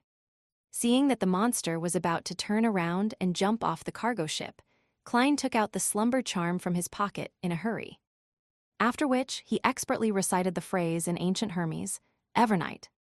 Suddenly, Klein felt the silver charm in his hand turn ice gold, as if it was made from snow. He didn't think too much about it. He injected his spirituality into the charm, then pulled his arm back before throwing it forward, sending the charm flying towards the monster. Meanwhile, the Murloc-like monster had jumped into the air. The dark red flames illuminated the surrounding darkness, and the faint explosion was like a prelude to a slumber as it quickly radiated outwards. Bam! The monster fell onto the dock, squirming into a ball. It was temporarily in a half-asleep state. Klein was just about to rush to the side of the boat and shoot at the monster's head when he suddenly saw Swain charge out and jump over, his navy uniform already long gone. He changed his posture in the air, his muscles tightening. Using his spiritual perception, Klein could feel something that had been suppressed erupt. Swain descended from the sky and slammed into the body of the monster. He then straightened his back and landed a heavy fist on the head of the monster. Cracked. The monster's skull shattered into pieces. Dark red blood and grayish brain matter laced with the green sticky liquid splattered all over the ground. This is one of the abilities of a folk of rage, Klein muttered to himself as he stood near the broken side of the ship. Old Neil held his left arm and leaned over to look at what had happened below. At that moment, Swain was standing straight. He stared at the monster under his feet that had just lost its life. He took out a metal flask and opened the lid. He drank a good half of the liquor before tilting the flask, pouring the remaining liquor onto the monster. After finishing this, Swain looked like he had aged considerably, his back hunching a little. Old Neil sighed as he looked at the scene below. He whispered to Klein, "I know this mandated punisher who lost control." He had followed Swain for almost 30 years, once clearing water ghosts who had been killing people on the shore. He also captured evil beyonders who were trying to escape through the Tussock River. He didn't continue, but Klein understood what he wanted to say. A guard who had made many contributions and killed countless monsters ended up becoming a monster himself. This was not an isolated incident. It was a possible outcome that many members of the Nighthawks, mandated punishers, or machinery hivemind would one day face. Chapter 130, Backlund's Secret Gathering. Klein looked at Swain standing before the monster's corpse before looking sideways towards the mandated punisher who was helping his semi-conscious partner up by the arm. Klein suddenly felt an indescribable sadness. It was almost impossible for members of the Nighthawks, mandated punishers, and the machinery hivemind to be known as heroes. The things they did were never made known to the public, but only hidden in confidential dockets. But the danger and pain they endured were ever so real. Perhaps there would be a day when my enemy will be one of my teammates. Klein sighed silently. He felt the heavy weight that all Nighthawks, mandated punishers, and machinery hivemind carried. At that moment, old Neil let out a sigh. "Let's go, let's not disturb them."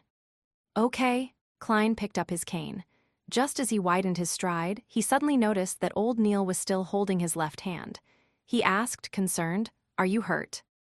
Old Neil chuckled briefly before saying, "I got stabbed by one of the shrapnel earlier. If I was still young, I definitely would have been able to dodge it. Luckily, it's just a small cut." He moved his right hand slightly to let Klein see the tiny wound that was still lightly bleeding on the back of his left hand.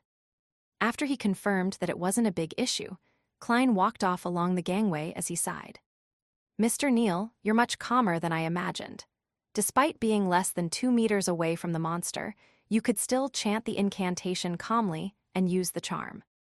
Although the rampaging mandated punisher had leaped towards Klein in the form of a monster, old Neil was physically very close to him the entire time. Old Neil chucked at the compliment. "I'm an experienced Nighthawk. Among the dangerous things that I've done, what happened just now isn't even in my top 10. Once, when I was patrolling Raphael Cemetery with Dunn, I had no idea that a corpse had turned into a zombie and left its tomb to lie in ambush in the shadows of the trees. I passed by without noticing it at all since I was looking for some hidden spot. Heh, you know what I mean. In the end, he leapt onto my back and seized my throat. Klein felt gripped by terror when he heard the recollection as he voiced out his guess. And under such a situation, you were still calm enough to use a charm. Or did you use some spell that a mystery prior could cast quickly? Old Neil stole a glance at him and chortled. No, Dunn managed to drag that zombie into a slumber in time. I'm telling you this story to tell you that, as a Nighthawk, you not only have to believe in yourself, you also have to trust your teammates too. Klein fell silent for a few seconds. Then, he replied both sincerely and jokingly, Mr. Neil, you are so wise today. Old Neil did a tiny hop and found his footing on the pier. He replied in disdain, That's because you only get to know the most trivial side of me usually. The two of them left the harbor and walked towards Evil Dragon Bar. Klein put away his revolver, set his cane aside, and took off his jacket. Under the light of the gas street lamp, he started checking if there was any damage to his jacket. How lucky, there are only a few splinters and a patch that got dirtied. He removed the splinters and roughly patted the dust away. Then, he put it back on. Old Neil looked at him with a smile and mimicked his tone by adding leisurely, What a pity, there's no way to claim compensation. Klein was temporarily at a loss for words. I'm not such a person, he emphasized in his heart. As the public carriage arrived, Klein took out his silver vine-leaf pocket watch and flipped it open to check the time. If there's nothing else, I have to head home, he turned to tell Old Neil. Old Neil nodded slightly and said, Enjoy your dinner at home, you don't need to think about the slumber charm. I'll get Swain to compensate me, he's a rich man after all. Of course, I won't go today, I have to consider his mood. Klein opened his mouth, but in the end he only said, Thank you for your generosity. He boarded the carriage quickly and returned to Daffodil Street. It was already past 7 in the evening, and the sky had already grown dark. Klein took out his keys to open the door and saw Melissa taking off her fishnet hat and setting it on the clothes rack. He smiled and did small talk. You just got back. Then his mixed emotions suddenly vanished, and he felt relaxed and warm. There was a practical lesson in school today, Melissa explained seriously. Klein sniffed and smelled the fragrance of food. He was stunned and asked subconsciously, Then, who's cooking dinner? The moment he finished his sentence, both of them answered the question in unison, Benson. Their tone had a hint of alarm. Benson, who had heard their conversation, walked out of the kitchen. While wiping his hands on an apron, he said, Do you have no confidence in my cooking? I remember that before Melissa learned how to cook, you two would wait for me to come home and watch me cook with anticipation. Actually, cooking is so easy. You want potato beef stew? Put in the beef first, then the potatoes, then add some seasoning. Klein and Melissa exchanged glances and remained silent. Putting aside his cane and took off his hat, Klein turned around and smiled. I think it's time to hire a maidservant. It's very unhealthy to not eat dinner on time. But I don't want to have a stranger next to us when we chat. That'll make me feel uncomfortable, Melissa said, subconsciously finding an excuse to object. Klein spoke with a smile as he took off his jacket. I don't mind.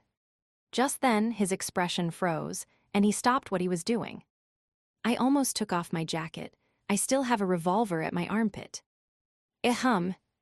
He cleared his throat and pretended nothing happened. Don't mind her. When we get home, we can let the maidservant rest in her room. I doubt any maidservant would dislike resting. We must find a maidservant who's willing to learn how to cook.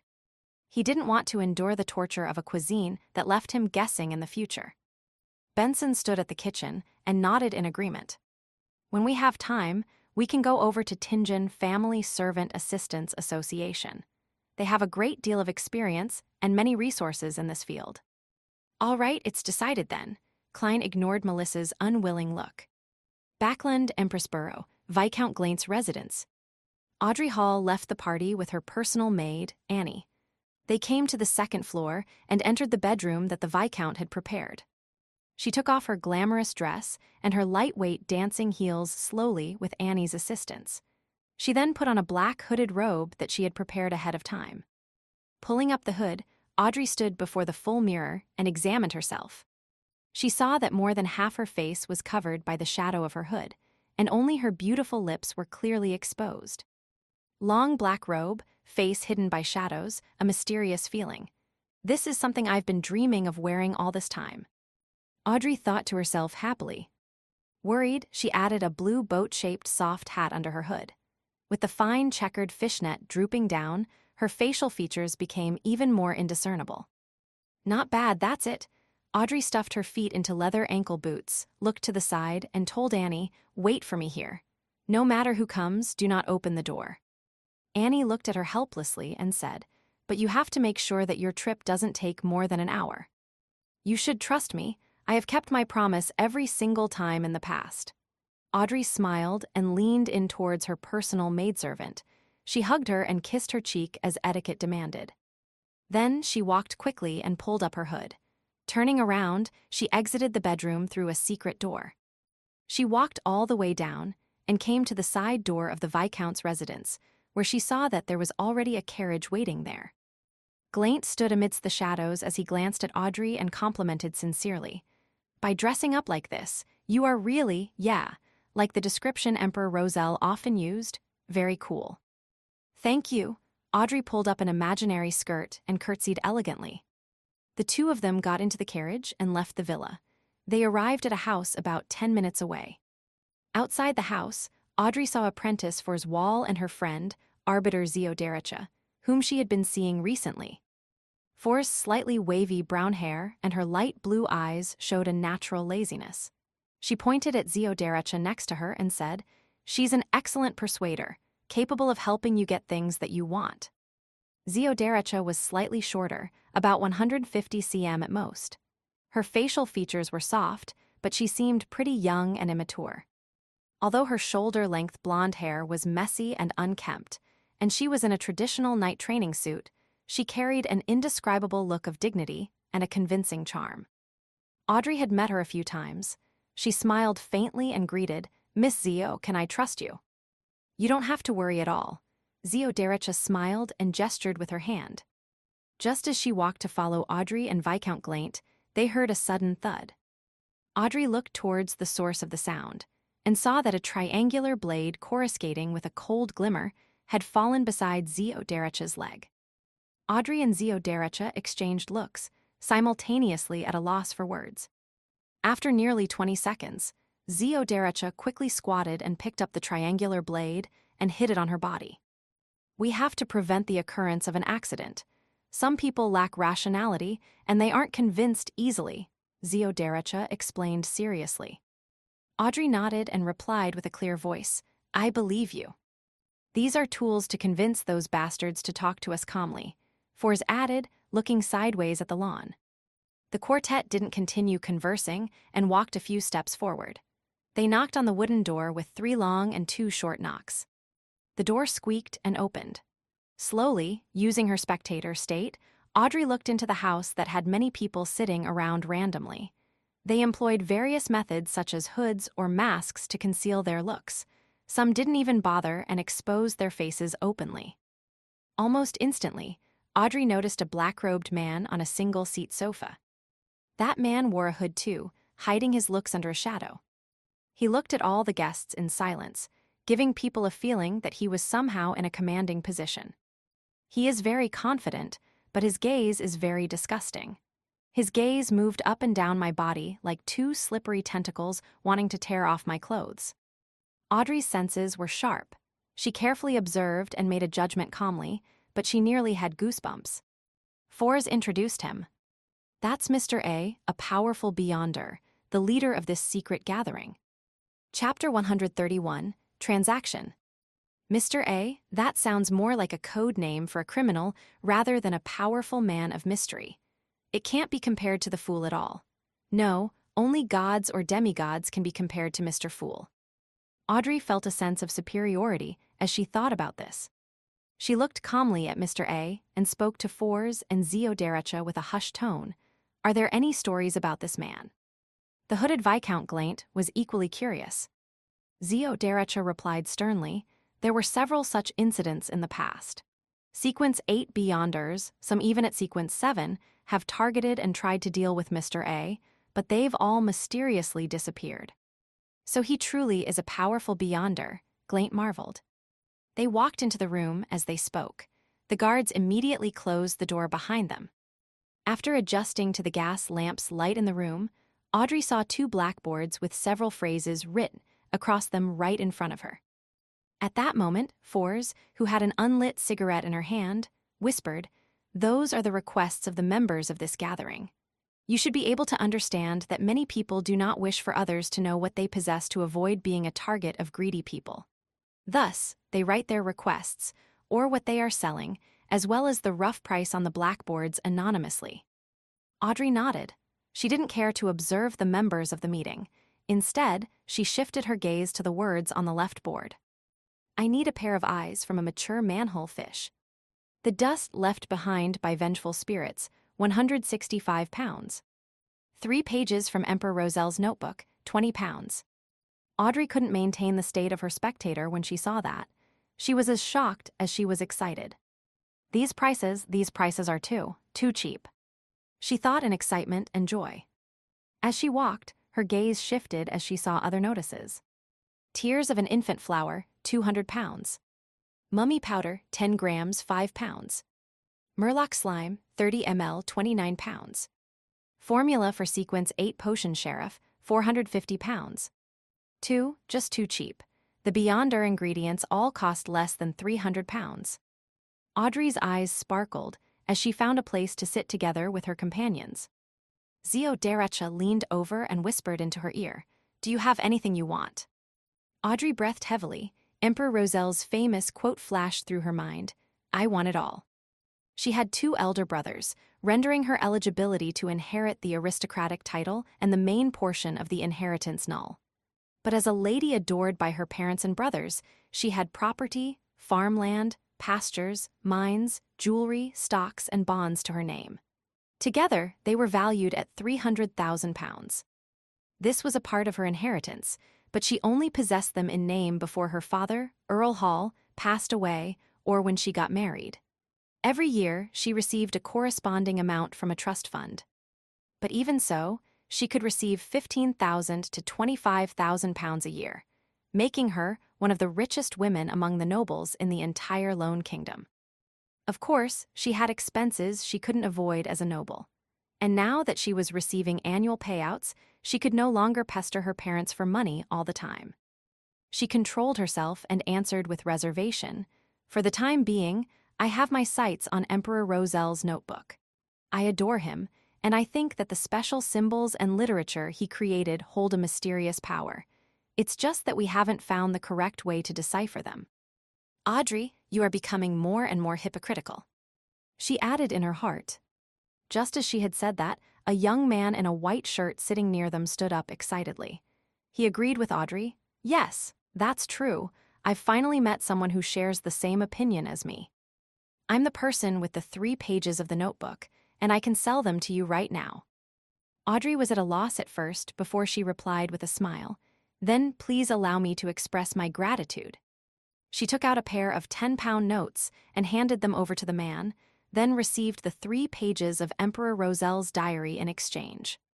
Of course, no one here knew that they were part of his diary, and thus everyone generally called them his notebook. Audrey flipped through the pages after she received them and confirmed that the writing was similar to the previous pages that she had come across. She put away the diary and asked Zio and Fours softly, "Who can I look for if the notes are fake, Mr. A?" "Yes, Mr. A will not allow any fraud to take place in his gathering, and I could help you mediate this privately too," Zio Derecha replied eagerly. "I understand." Audrey entered her spectator state and surveyed the Beyonders and Beyonders to be around her. There were many people looking over because of the excitement of the young man just now. They were observing Audrey and Glaint, some making it obvious while others were more discreet, but Audrey and Glaint's hoods covered their features well. There are sofas and chairs strewn all around the venue, all facing the board. The material of the furniture is rather normal, indicating that the person who gathered them here, Mr. A, isn't a noble and doesn't care much about the venue. Yes, with the confidence he displayed, he need not be overly pretentious with the venue. Audrey looked around and calmly observed, Mr. A looks at all the ladies present, his gaze often lingering on those who have above-average looks. He's lecherous. Why is he looking at me so frequently? Can he see through my robe? Audrey was shocked at this deduction. She felt disgusted, as if she had just eaten a fly. But her worries quickly eased, for she noticed that Mr. A was not looking at her body or the bodies of the other ladies. This means that his eyes cannot see through fabric directly. His sense of sight is exceptional. It's as if he's observing me at a close distance. With that ability, the hood won't achieve much. Audrey calmly observed the rest of the people engaging in their own deals and got an understanding of the circumstances of some of the people there. At that moment, Mr. A's facilitator walked over and whispered to Audrey's group, "You can write your requests on a piece of paper and pass them to me, or wait till the break later to write whatever you want to sell on the blackboard in the small room." Fours took a whiff of her cigarette and surveyed the surroundings cautiously. "Have you considered which sequence 9 formula you want?" She had kept her promise and told Audrey and Viscount Glaint about all the sequence pathways she knew of. Audrey pretended to think before saying, "Spectator, I want to become a spectator. And I also want the advancement of spectator, the telepathist." She considered the fact that she would have to come into frequent contact with Fours and Zeodaracha in the future, making it highly possible that they would realize that she was a beyonder, a spectator. Thus, she decided to take this opportunity to reveal this to them and completely conceal the fact that the Tarot Club existed. "Even though I'll be wasting some money, it'll still be worth it." Audrey praised herself. At the same time, she noticed that Zeodaracha was looking at the blackboards from time to time. Her expression was that of desire and depression. "Zeo told me that the corresponding sequence 8 to Arbiter was Sheriff. She's looking at the £450 price tag. Well, it's obvious that she wants the formula for Sheriff. She's already been an Arbiter for more than a year, and she has been unknowingly acting the role of an Arbiter. Her potion should have been digested already. All these details tell me that Zeo lacks money." As Audrey was deducing all of this, Viscount Glaint revealed his choice. "Apothecary, I want the formula for sequence 9 apothecary." Feeling the gazes from Audrey, Fours, and Zeo, he explained himself with a chortle. "To me, health and not having to worry about major illnesses and harm is the most important thing.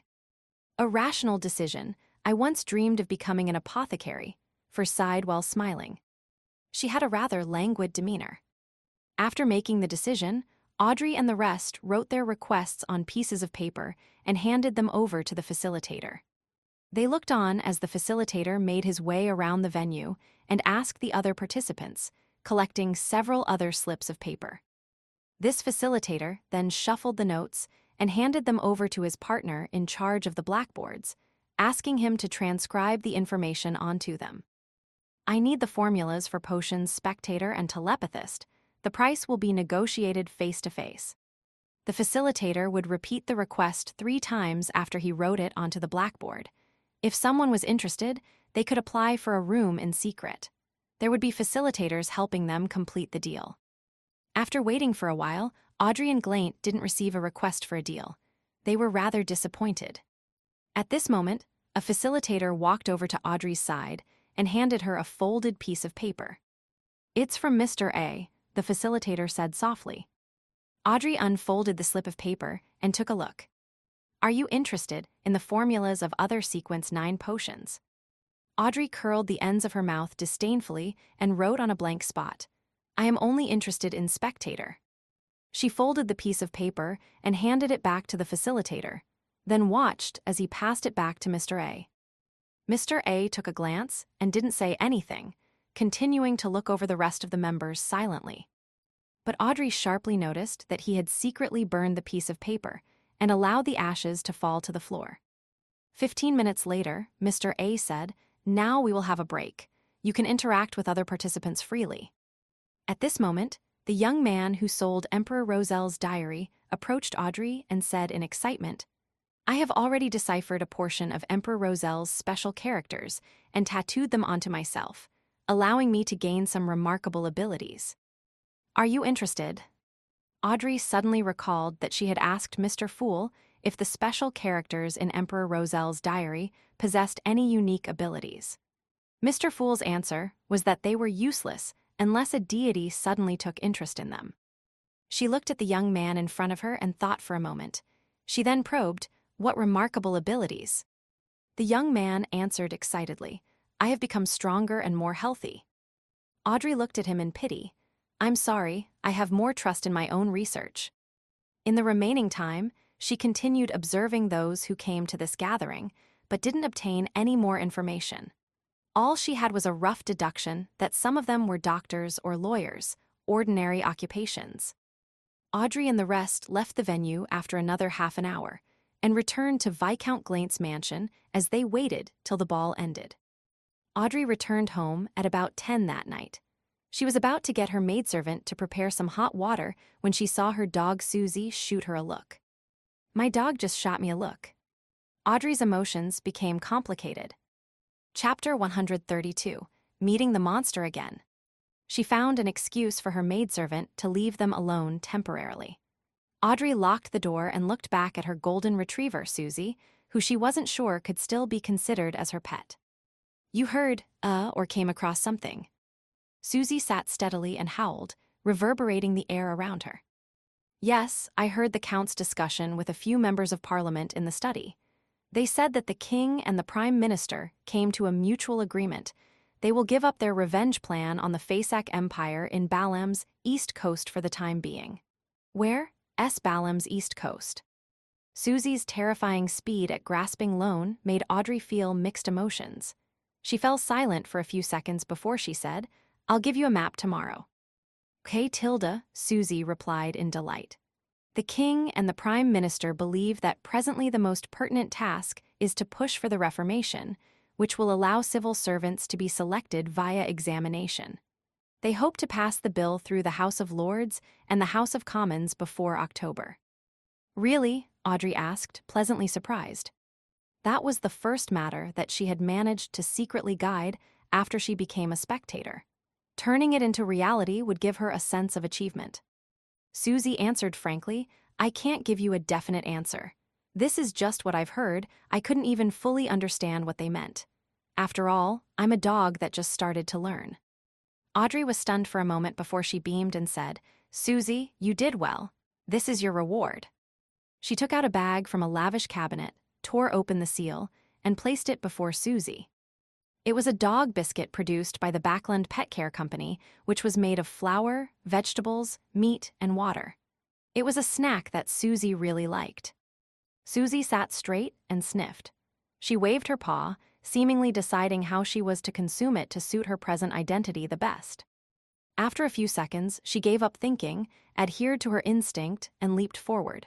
She grabbed the bag of snacks and ran outside. She stood on her hind legs and opened the door with one claw, then ran out and hid in the shadows and began enjoying her snack. On Sunday, Klein didn't wake up until the afternoon because he had spent the night on duty at Channy's Gate. Klein took the trackless public carriage and arrived at Evil Dragon Bar. He had previously planned to use divination to find Monster Ademisol and determine the reason for his recent oddity. However, he was interrupted by the loss of control of a mandated punisher and could only reschedule it to today. He went through the billiard room and entered the underground market. Klein didn't need to search, for he immediately saw Ademisol shivering in a corner. When the pale-looking young man with black, messy, oily hair sensed Klein's approach, he suddenly covered his eyes and leaned against the wall in an attempt to move towards the side door. Klein quickened his pace and blocked Ademisol from leaving. He tapped the left molars twice secretly. In his spirit vision, Ademisol's aura appeared rather unhealthy. All the colors seemed dim. In other words, although he didn't have any major diseases, his body was very weak. At the same time, Klein realized that vibrant fear and anxiety were revealed in the monster's emotions. He had lost almost all of the blue that represented rational thinking. The surface of his astral projection extended from the depths of his ether body. The color was a unified, transparent, and colorless, just like pure light. Is this the uniqueness of a naturally born monster? Klein nodded indiscernibly as he stared at Ademisol's face and said, "What did you see recently? What did you come across? Why are you hiding in a corner and quivering while saying that there are all corpses and that everyone is dead?" Ademasol lowered his head and looked towards his toes. It seemed like he didn't dare to look directly at the person before him. He was shivering almost violently in his grayish-blue trousers and ragged linen shirt. He replied in a fluster, "No, I didn't see anything. And no, I only had a dream. There's blood everywhere in the dream and corpses scattered everywhere.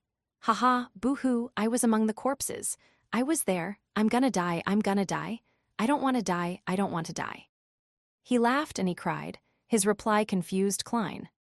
Klein massaged his temples and lowered his voice to ask again, "Why are you afraid of me?" Ademasol was taken aback for a few seconds when he suddenly squatted down. He yelled in extreme fear, "No. No." Everyone looked over, and Klein suddenly felt awkward. "I didn't do anything to you. Why are you screaming as though something happened?" He laughed dryly. He saw that Ademasol had curled up in a trembling fetal position. Besides begging for mercy, he didn't say anything else. Klein had no choice but to distance himself and pretend that he was just passing by. Maybe I should ask Mr. Azek for advice. But he just went on vacation to the northern part of the Fasak Empire last week, and he'll only return next Thursday or Friday. Before that, I have to first report to Captain. Klein covered his mouth as he yawned. He turned and left the underground market. After he got his salary that week, his private stash returned to £8.10 solely. However, truly rare Beyonder ingredients were so expensive that he could only window shop. Of course, if he wasn't afraid of the high interest, he could get a short-term loan from Swain. When he exited Evil Dragon Bar and waited for the public carriage, Klein considered the future developments. In another week, the £12 from my advance salary at the beginning will be cleared. The money that I bring home will finally reach £3 a week. Melissa will have no excuse about delaying the hiring of a maidservant. The other £3 will remain a secret, and I'll save up more money for myself. And I have to quickly get the telepathist formula or related clues from Daxter Guderian. I can use the excuse of giving an underling funds to exchange it for cash from Miss Justice. This could be done through an anonymous bank transfer. During the process, I'll cause interference via divination. That will be very safe, and it won't reveal my identity. After getting on a public carriage, Klein didn't head to the Blackthorn Security Company directly, but planned on heading to the Divination Club for 2 hours. It was part of the work needed to foreshadow his digestion of the potion. Plus, Klein was now considered famous in the divination industry. There were returning customers from the past, and there were also referrals. On average, he would have more than 10 divinations in an afternoon. Hence, even though he only went twice a week, he could still make a profit of £0.50. To the impoverished Mr. Fool, it was better than nothing. Sigh, it's a pity that I made it sound too good at the beginning and fostered too perfect of an image. I can't just change my divination fees as I wish. While sitting in the meeting room at the Divination Club, Klein thought to himself helplessly as he drank his Saib black tea. With his present fame, people would still seek his services even if he charged 4 solely. However, as a seer that respected fate, he could only continue to charge 8 pence. Although Klein had fully digested the potion, he wasn't willing to take the risk of going against the seer principles that he previously summarized. That included not obtaining excessive benefits from divination. After all, he didn't know if it would lead to losing control or other negative effects. The confidential information the Nighthawks had didn't include the concept of digesting. Thus, Klein couldn't determine if there was still risks after fully digesting the potion, or if he could do anything that was against the principle. Just as he was thinking about these things, the beautiful attendant named Angelica came in and walked over to him. She leaned down and softly said, "Mr. Moretti, someone wishes for your divination. Red agate room." All right. Klein had checked if it was a suitable day to visit the Divination Club before he came, and he had obtained a definite answer from his divination.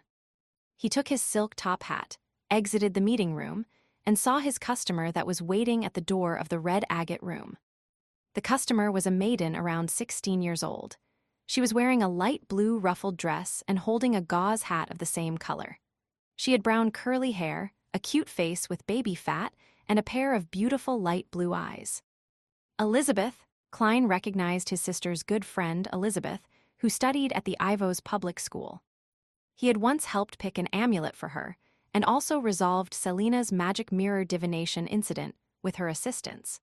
Similarly, Elizabeth said in pleasant surprise, "Mr. Moretti, it's really you. I was wondering if it was you when I saw the name." "I am a mysticism enthusiast after all," Klein explained helplessly. Then he added, "Don't tell Melissa. Oh, Selina as well." The divination result showed that it was suitable for me to visit the divination club. Why did I run into Elizabeth? He shook his head as he turned around to open the door to the red agate room. At the same time, he clicked his left molar twice. They entered the room slowly. After he took the seat of the diviner, he lifted his head to look towards Elizabeth. With just one glance, he creased his eyebrows. There was a faint layer of gloomy green in the maiden's energy field, a symptom of being haunted by spirits and wraiths. Klein made a calm judgment and asked directly, "Have you had nightmares recently, ones with repetitive elements?" Elizabeth, who had just locked the door and had yet to take a seat, was dumbstruck. It took her a long time to reply, "Yes, that's why I came here to look for you." Klein leaned back and asked, "What kind of dream did you have? When did it start?" "It began from the last 2 days of my vacation to Lamad Town. Oh, our family has an estate there." Elizabeth was considered half a mysticism enthusiast, so she had better memories of such situations. "In my dream, I always run into a knight in full black armor. He carries a huge broadsword and his face is fully covered by a helmet, so all I could see is a pair of glowing red eyes. In the dream, he keeps attempting to get closer to me. Afraid, I run away, but the distance shortens each and every time." Klein thought and asked, 2 or 3 days before you had such a dream, did you get in touch with any antiques, ancient ruins, burial objects, or a mausoleum?" Elizabeth recalled and answered, I visited a mountain near Lamad Town. There was an abandoned ancient castle." That's a standard opening of a paranormal novel. Klein lampooned silently as he pressed on, "Did you leave anything behind in the castle? Or did you take anything from the castle?" Elizabeth creased her beautiful eyebrows and answered moments later in uncertainty, "I got cut by brambles and bled. Does leaving blood behind count?" Klein nodded with a mask of solemnity and answered in a deep voice, "Yes." Chapter 133, Expensive Charms. Elizabeth immediately turned nervous after hearing Klein's reply. Subconsciously, she began to speak faster. "Can you help me divine the specific reason? It will be even better if you can divine a way to solve this. Divination can only give us a general direction of how to solve the problem, and furthermore, it will be unclear and filled with symbolism, making it difficult to decipher the hints correctly. Of course, you're very lucky. I'm not an ordinary seer, I'm a true mysticism scholar." Klein lampooned the girl's question before saying solemnly, "Since this matter has to do with dreams, I would suggest a similar divination method." All right. Elizabeth nodded her head like a hungry woodpecker. Klein maintained his professional attitude. "I will need you to sleep here and allow that dream to present itself. Is that a problem?" "There's no problem, I trust you," Elizabeth answered without hesitation while pursing her lips. But she quickly added with a stammer, "But I cannot guarantee that I would have that dream." "It's just an attempt," Klein consoled her with a gentle smile. He then pointed at the long sofa on the side of the red agate room. "Please." No need for that, I'll sleep here." Elizabeth shook her head gently. She crossed her arms and said, "I sleep like this at school after classes whenever I feel tired." She used her arms as a pillow and leaned forward onto the edge of the table. "All right, you can pretend that I'm not here." Klein smiled as he observed the colors of her aura and emotions. He used them to deduce if the girl had fallen asleep or not. "Okay." Elizabeth closed her eyes and buried her face into her arms, trying hard to ease her breathing. Klein didn't speak as he leaned back into his chair. The room suddenly became unusually quiet. It was a peaceful silence, a silence that could make one forget their troubles. Sometime later, Klein took out a semicircular piece of silver from his pocket after he confirmed that Elizabeth had fallen asleep. The piece of silver was filled with indecipherable Hermes phrases as well as symbolic imagery and numbers. It was a dream charm that Klein had succeeded in making the previous morning. He had also finished making 2 slumber charms and 2 requiem charms. The former were made with rectangular pieces of silver, while the latter were made with triangular pieces.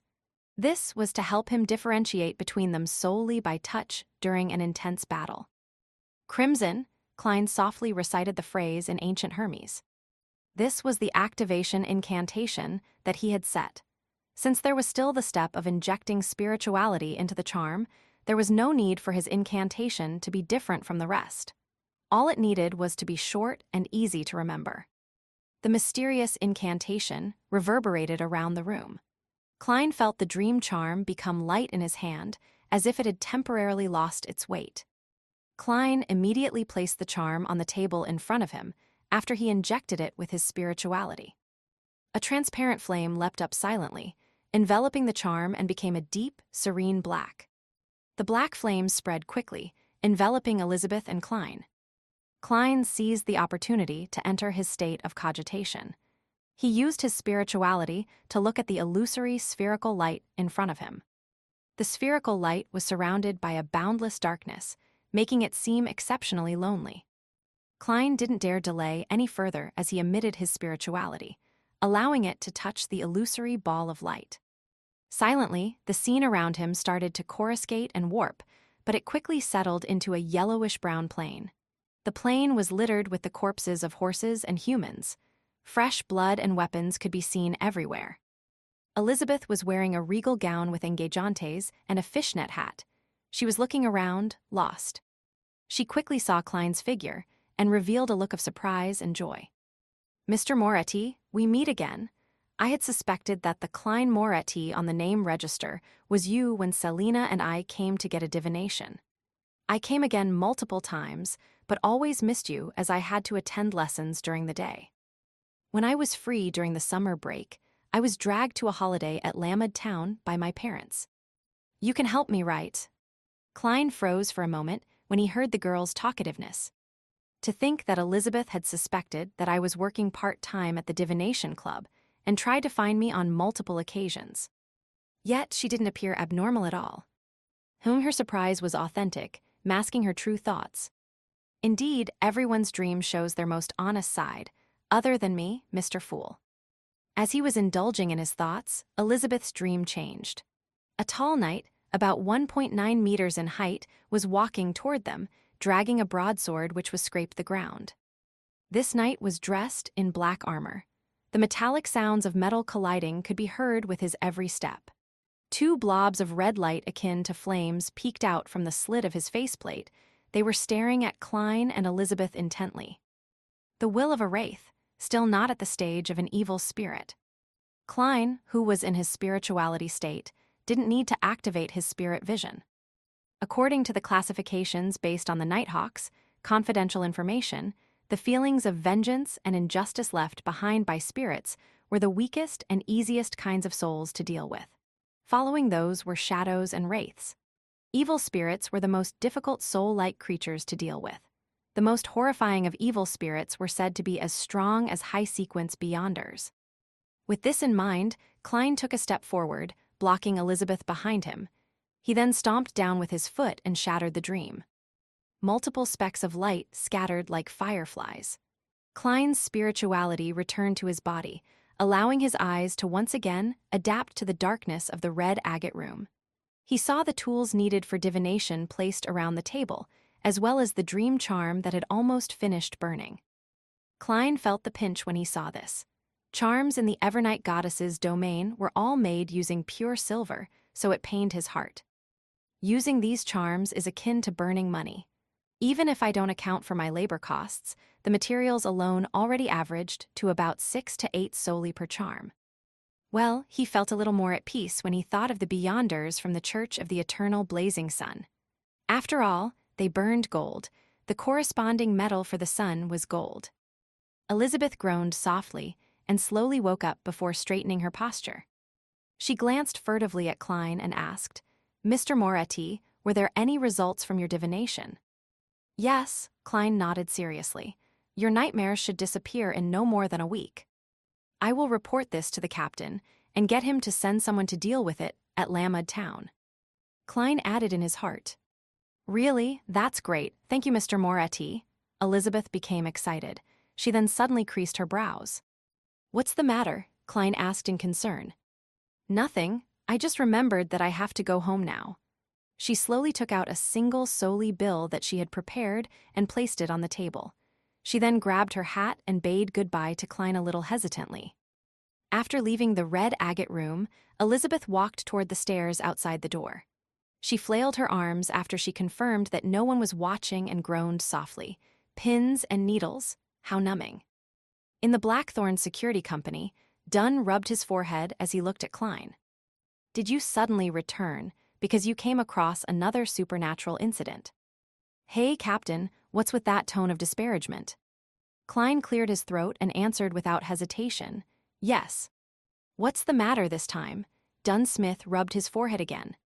Klein organized his words and replied, 2 things. For the first incident, I discovered Monster Ademisol hunched in a corner, shivering in fear when I was buying materials for my charms at the underground market.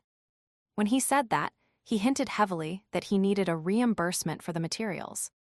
Klein couldn't mention the fees for the detective he employed to find Daxter Guderian, for it involved the Red Chimney.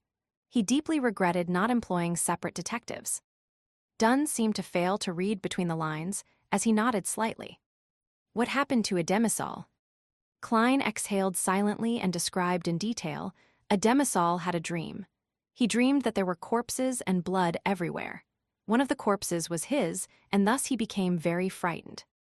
Dunn thought for a moment before asking slowly, as a seer, what do you think it symbolizes?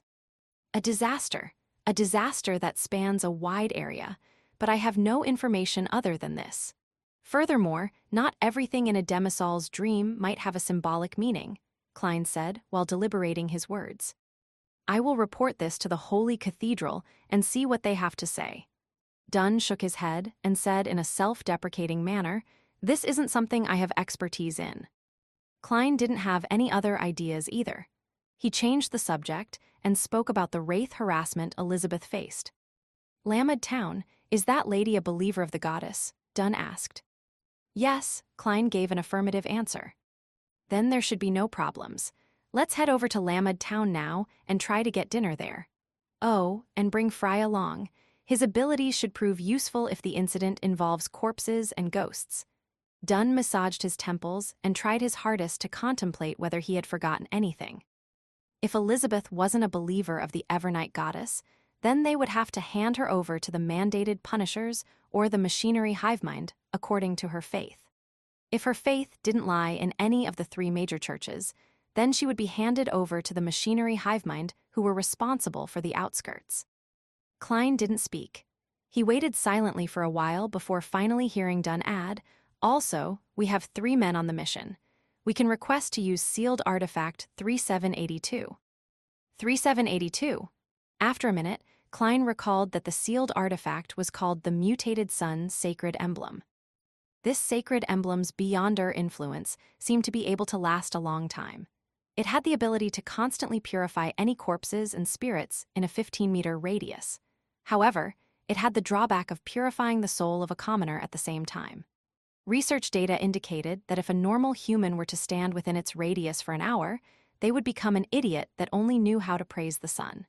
The limit for beyonders was 6 hours. As for ghosts and corpses, they would scatter in less than a minute. To think that the captain would remember the code name for this sealed artifact. Damn, I feel that my memory is worse than his. Klein suddenly froze, nearly wanting to hang himself. Dunn Smith leaned back and looked at Klein with his deep gray eyes. You went to the divination club again today. Did you feel any changes over the past 2 days? Chapter 134. It's been more than a minute. Captain, that's the exact question I wanted you to ask. Klein nodded seriously. I feel even better. I even believe that I can pass the Holy Cathedral's examination right now. It's a kind of feeling and confidence that can't be described with words. Realizing that his answer could be a little vague, he couldn't help but add, perhaps the name of a potion is really crucial. When I strictly followed the seer principles that I derived and acted as a fortune teller, everything became perfect and easy. Yes, I can now activate my spirit vision with an even more inconspicuous manner. Dunn creased his eyebrows slightly as the light in his eyes converged. He muttered, seemingly deep in thought, the name of the potion. After about 10 seconds, he looked at Klein again. Do you need to return and inform your family? Sunday is the second day after your duty at Channy's Gate. You're supposed to get some rest. Taking into consideration the fact that Elizabeth was a good friend of his sister, and that he had promised that the problem would be solved within a week, Klein answered without hesitation, we don't have to waste time.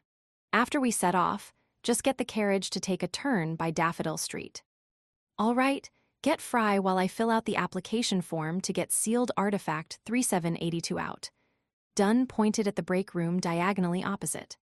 Fry was a corpse collector, so he didn't possess the abundant energy of a sleepless. If he was free, he would take a nap.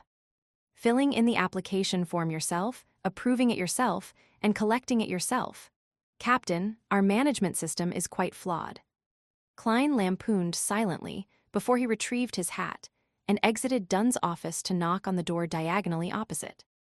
After Klein knocked thrice, Fry opened the door and looked at Klein with undisguised puzzlement. What's the matter? As he was taking a nap, his hair was messy and his shirt was untidy. His cold and gloomy temperament faded quite a bit. However, he still looks like a dead person that climbed out of his coffin. Klein hid a smile and answered seriously. There's a case that involves wraiths. The captain wishes for your assistance. Okay. Fry lifted his hand subconsciously to smooth out his messy hair, returning him to the cold person that kept the living at bay.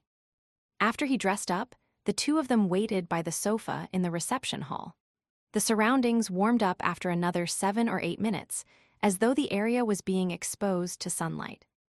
Immediately following that, they saw Dunn Smith walk through the partition while he held in his hand an ancient badge about half the size of a palm.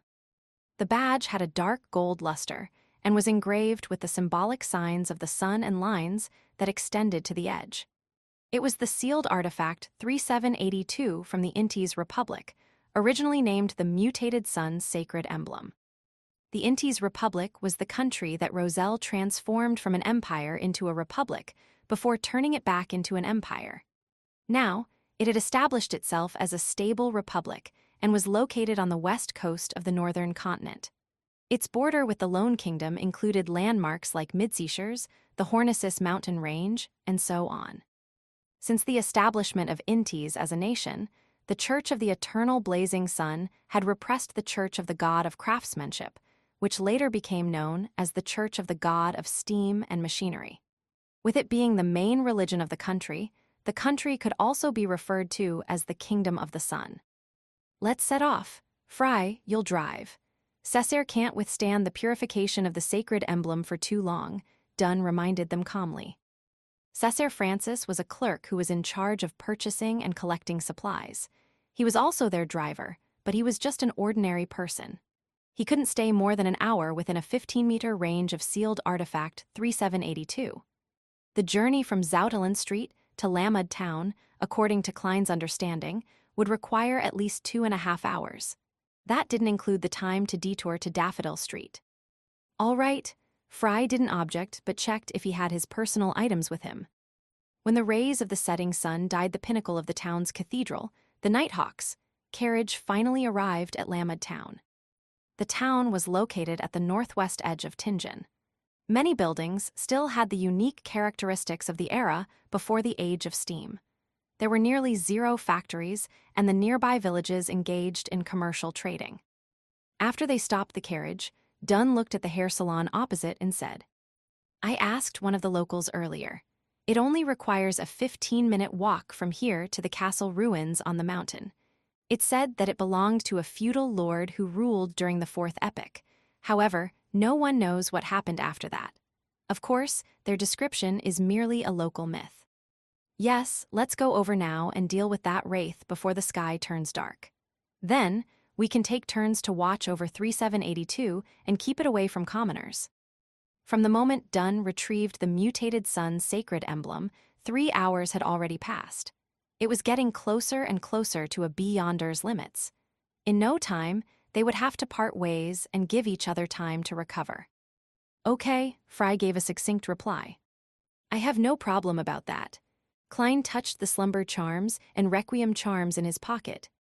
The three Nighthawks in thin black trench coats walked through the street in the town and headed toward the mountain when they reached a fork in the road. Along the way, the road was overgrown with weeds and clustered with shrubs, but it was still spacious enough to let two carriages pass side by side. It wasn't long until they saw a collapsed outer wall of an ancient castle. On the outer wall that was still standing, there were green plants crawling all over it while the exposed part was mottled. When he started to get close, Klein could feel a piercing chill as goosebumps formed all over his arms. There really is a wraith, Fry said monotonously as he looked at the ancient castle. Dunn looked sideways to steal a glance at the newly promoted Nighthawk, then he laughed and said, "Don't worry. We have both 3782 and Fry. The wraith won't cause too much of a problem." He held his custom-made revolver in one hand and the mutated sun's sacred emblem in the other. He took the first step towards the ancient castle that looked like a ruin. Klein followed closely behind and prepared to pull the trigger at any time, swing his cane, or use his charms. Whoosh, whoosh, whoosh. When Dunn was less than 5 meters away from the ancient castle, where a broken horse stable, water well, and other fixtures were reflected in Klein's eyes, a cold breeze howled in a way that could only be described as sad and shrill. It seemed to be rejecting the uninvited guests. The three Nighthawks didn't stop. The warm and pure feeling gradually dispersed the chill and conquered the front of the ancient castle. They scaled the pile of rocks, passing through the collapsed outer wall before slowly entering the castle, which had lost its main entrance and was filled with broken tiles. The hall of the ancient castle was full of collapsed stone pillars and was covered with moss. It was spacious, but the windows were narrow and placed high on the walls. Hence, the lighting was poor. It looked dim and gloomy inside. That's also a trait of buildings from the end of the Fourth Epoch and the beginning of the Fifth Epoch. Klein, who was a historian, instinctively made a judgment and activated his spirit vision. Just then, an illusory yet piercing roar suddenly burst out. Suddenly, from out of nowhere, a thick cloud of black fog filled the air, resisting the infiltration of warmth and purity. A tall figure suddenly surfaced amidst the black fog. He wore full body, black armor, and carried a broadsword that a commoner would have found difficult to lift. The wraith looked identical to the one Klein saw in Elizabeth's dream. Two flame-like balls of red light shone through the gap of his helmet, appearing cold, but they were staring at the three Nighthawks angrily. "You have disturbed my slumber. You will have to pay with your flesh and blood." He suddenly launched himself forward and instantly shortened the distance to Dunn. He suddenly slashed downwards with his broadsword. Dunn retreated swiftly and lifted his hand to fire his revolver. Clang! The silver demon hunting bullet didn't manage to penetrate the illusory black armor and only produced a crisp but unrealistic sound. Klein and Fry retreated to the side simultaneously. One held a gun in one hand and aimed at the two balls of fire that took the place of the black-armored knight's eyes before pulling the trigger. The other Nighthawk transformed his eyes into a tranquil grayish-white and focused on the wraith. The black-armored knight roared in anger again. He took another huge stride towards Dunn and swung the broadsword horizontally. Bam! The broadsword didn't hurt Dunn, but it knocked him away, causing him to land heavily by the side of the door. It left him spewing a mouthful of fresh blood. With a loud thud, 3782 dropped on the ground. Since it was wearing a metal boot, the wraith eagerly kicked with its right leg and sent the dangerous badge out the ancient castle's door. It was a distance beyond 15 meters from it. Klein, who hadn't managed to shoot the wraith successfully, became nervous and puzzled when he saw that scene. It was as though he was overlooking the transformation before his eyes from a calm and rational position. Bang! He fired another bullet. The silver demon hunting bullet hit the wraith's helmet and produced sparks, but there was no obvious damage. "Right gauntlet," Fry shouted. He was always cold and gloomy, but now his tone was filled with anxiety. No sooner had he finished talking, he lifted his revolver as well and aimed at the wraith's right metal gauntlet. Bangs, bang. Klein shot subconsciously according to Fry's instruction, firing silver demon hunting bullets almost simultaneously with him. This time, the Wraith didn't block it with his armor, but raised his broadsword and struck the 2 bullets away. Bam! He took a stride and charged at Klein, colliding with him directly. As Klein flew out, he saw his chest cave in, saw himself spitting blood, but he didn't feel uncomfortable, not one bit. He suddenly snapped out of his daze, fell on the ground, rolled about, and screamed. Suddenly, the ancient castle, the Wraith, the collapsed pillars, and the moss floor shattered eerily. Everything returned to black fog in the air, just like when the black-armored knight first appeared. The only difference was that Dunn held both his fists tightly, bowed slightly, and his gray eyes were dark and deep. As expected, everything was just a dream.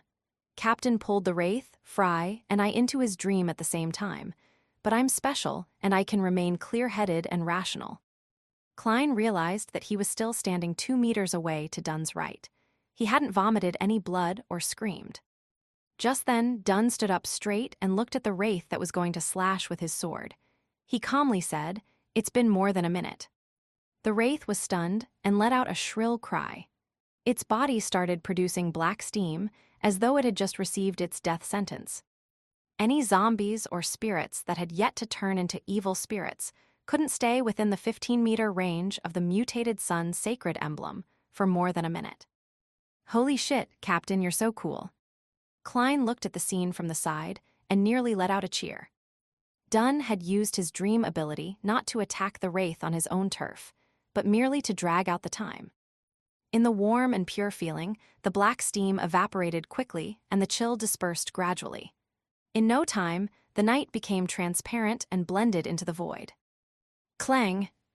A black gauntlet fell to the ground, its surface covered with white frost.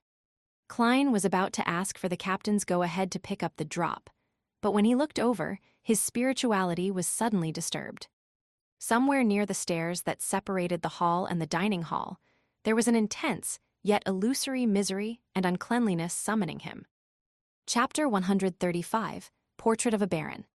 "There's some sort of problem there," Klein said with a serious tone, pointing at the steps separating the living room and dining room. He once read in the Nighthawks confidential records that if similar situations appeared in one's spiritual perception, it usually implied that there was something evil and corrupted hidden at the target location. It was best not to interact with it if one wasn't confident. Otherwise, one might lose their life. Sometimes, even a mere glance could result in irreversible damage. Dunn looked over, and similarly, with his high spiritual perception, he immediately sensed something wrong. He turned to look at Klein and instructed calmly, "Divine and see if we would be successful in our investigation." Captain didn't get me to divine before we entered the castle. He was rather confident. That means that he believes that the hidden thing might be more dangerous than the Wraith. Klein nodded in silence. He holstered his revolver and handed his cane to Fry. He then released the topaz bracelet within his sleeve, held the silver chain with his left hand, and silently recited a suitable statement. Instantly, his eyes darkened as a breeze started spiraling around him. The investigation of the hidden place in the ancient castle would be successful. The investigation of the hidden place in the ancient castle would be successful. After reciting the statement 7 times, Klein's eyes regained their normal color. He saw the dangling topaz rotating clockwise. It wasn't very obvious, but it was unmistakably rotating clockwise. That meant that the investigation would be successful. Klein, who was already a true seer, immediately nodded at Dunn and Fry. "The danger will be manageable by us, or there could be no danger at all." Dunn pinned the mutated sun's sacred emblem to the left side of his chest, then pressed down on his hat. He briskly walked toward the steps and expertly started searching for a mechanism. Fry, who had picked up the gauntlet, handed Klein's cane back to him. He grabbed his revolver and cautiously scanned the surroundings, as if he was afraid that an enemy would suddenly appear. "I'm still not professional enough, as a Nighthawk." Klein geared himself up and took out his revolver, and turned alert as well. A few minutes later, it was unknown what the kneeling Dunn Smith triggered as heavy sputtering sounds emanated from the staircase. The floor split open, revealing a set of steps heading down. A cold and corrupted vibe emanated, seemingly condensing into something corporeal. Dunn glanced over and removed sealed artifact 3782 from his chest. He tossed it directly into the trapdoor. After a few clanks, it was unknown where the mutated sun's sacred emblem stopped. If there are dead spirits within, they would definitely toss 3782 back out. That would be interesting. Klein stared at the stairs and waited patiently. The lingering sinister and corrupted feeling soon dissolved away like snow meeting the sun. Warmness and purity blanketed the entrance of the trapdoor. Klein, go down with me. Fry will stay here and prevent other enemies from destroying the mechanism. Dunn made an experienced decision. All right. Klein didn't shrink back from the task. He took 2 steps forward and arrived next to Dunn. Fry nodded, not letting his guard down. Dunn went down first, his footsteps reverberating in the silence. He didn't prepare any sources of light. For a beyonder that went down the sleepless pathway, the darkness was not an obstacle, but a blessing. Their vision wasn't hindered by such an environment. After taking a few steps down, Dunn suddenly turned around and looked at Klein. I forgot that you don't have night vision.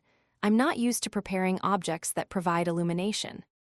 Captain, you don't need to mind about me. I have my spirit vision. Klein realized that he wasn't shocked at all. That cool captain from before was indeed not normal. In his spirit vision, the darkness before him was screened by a gray film. Even though it was very blurry, it was enough for him to make out where the steps were. Well, the captain sure is healthy, and his mental state is fine too.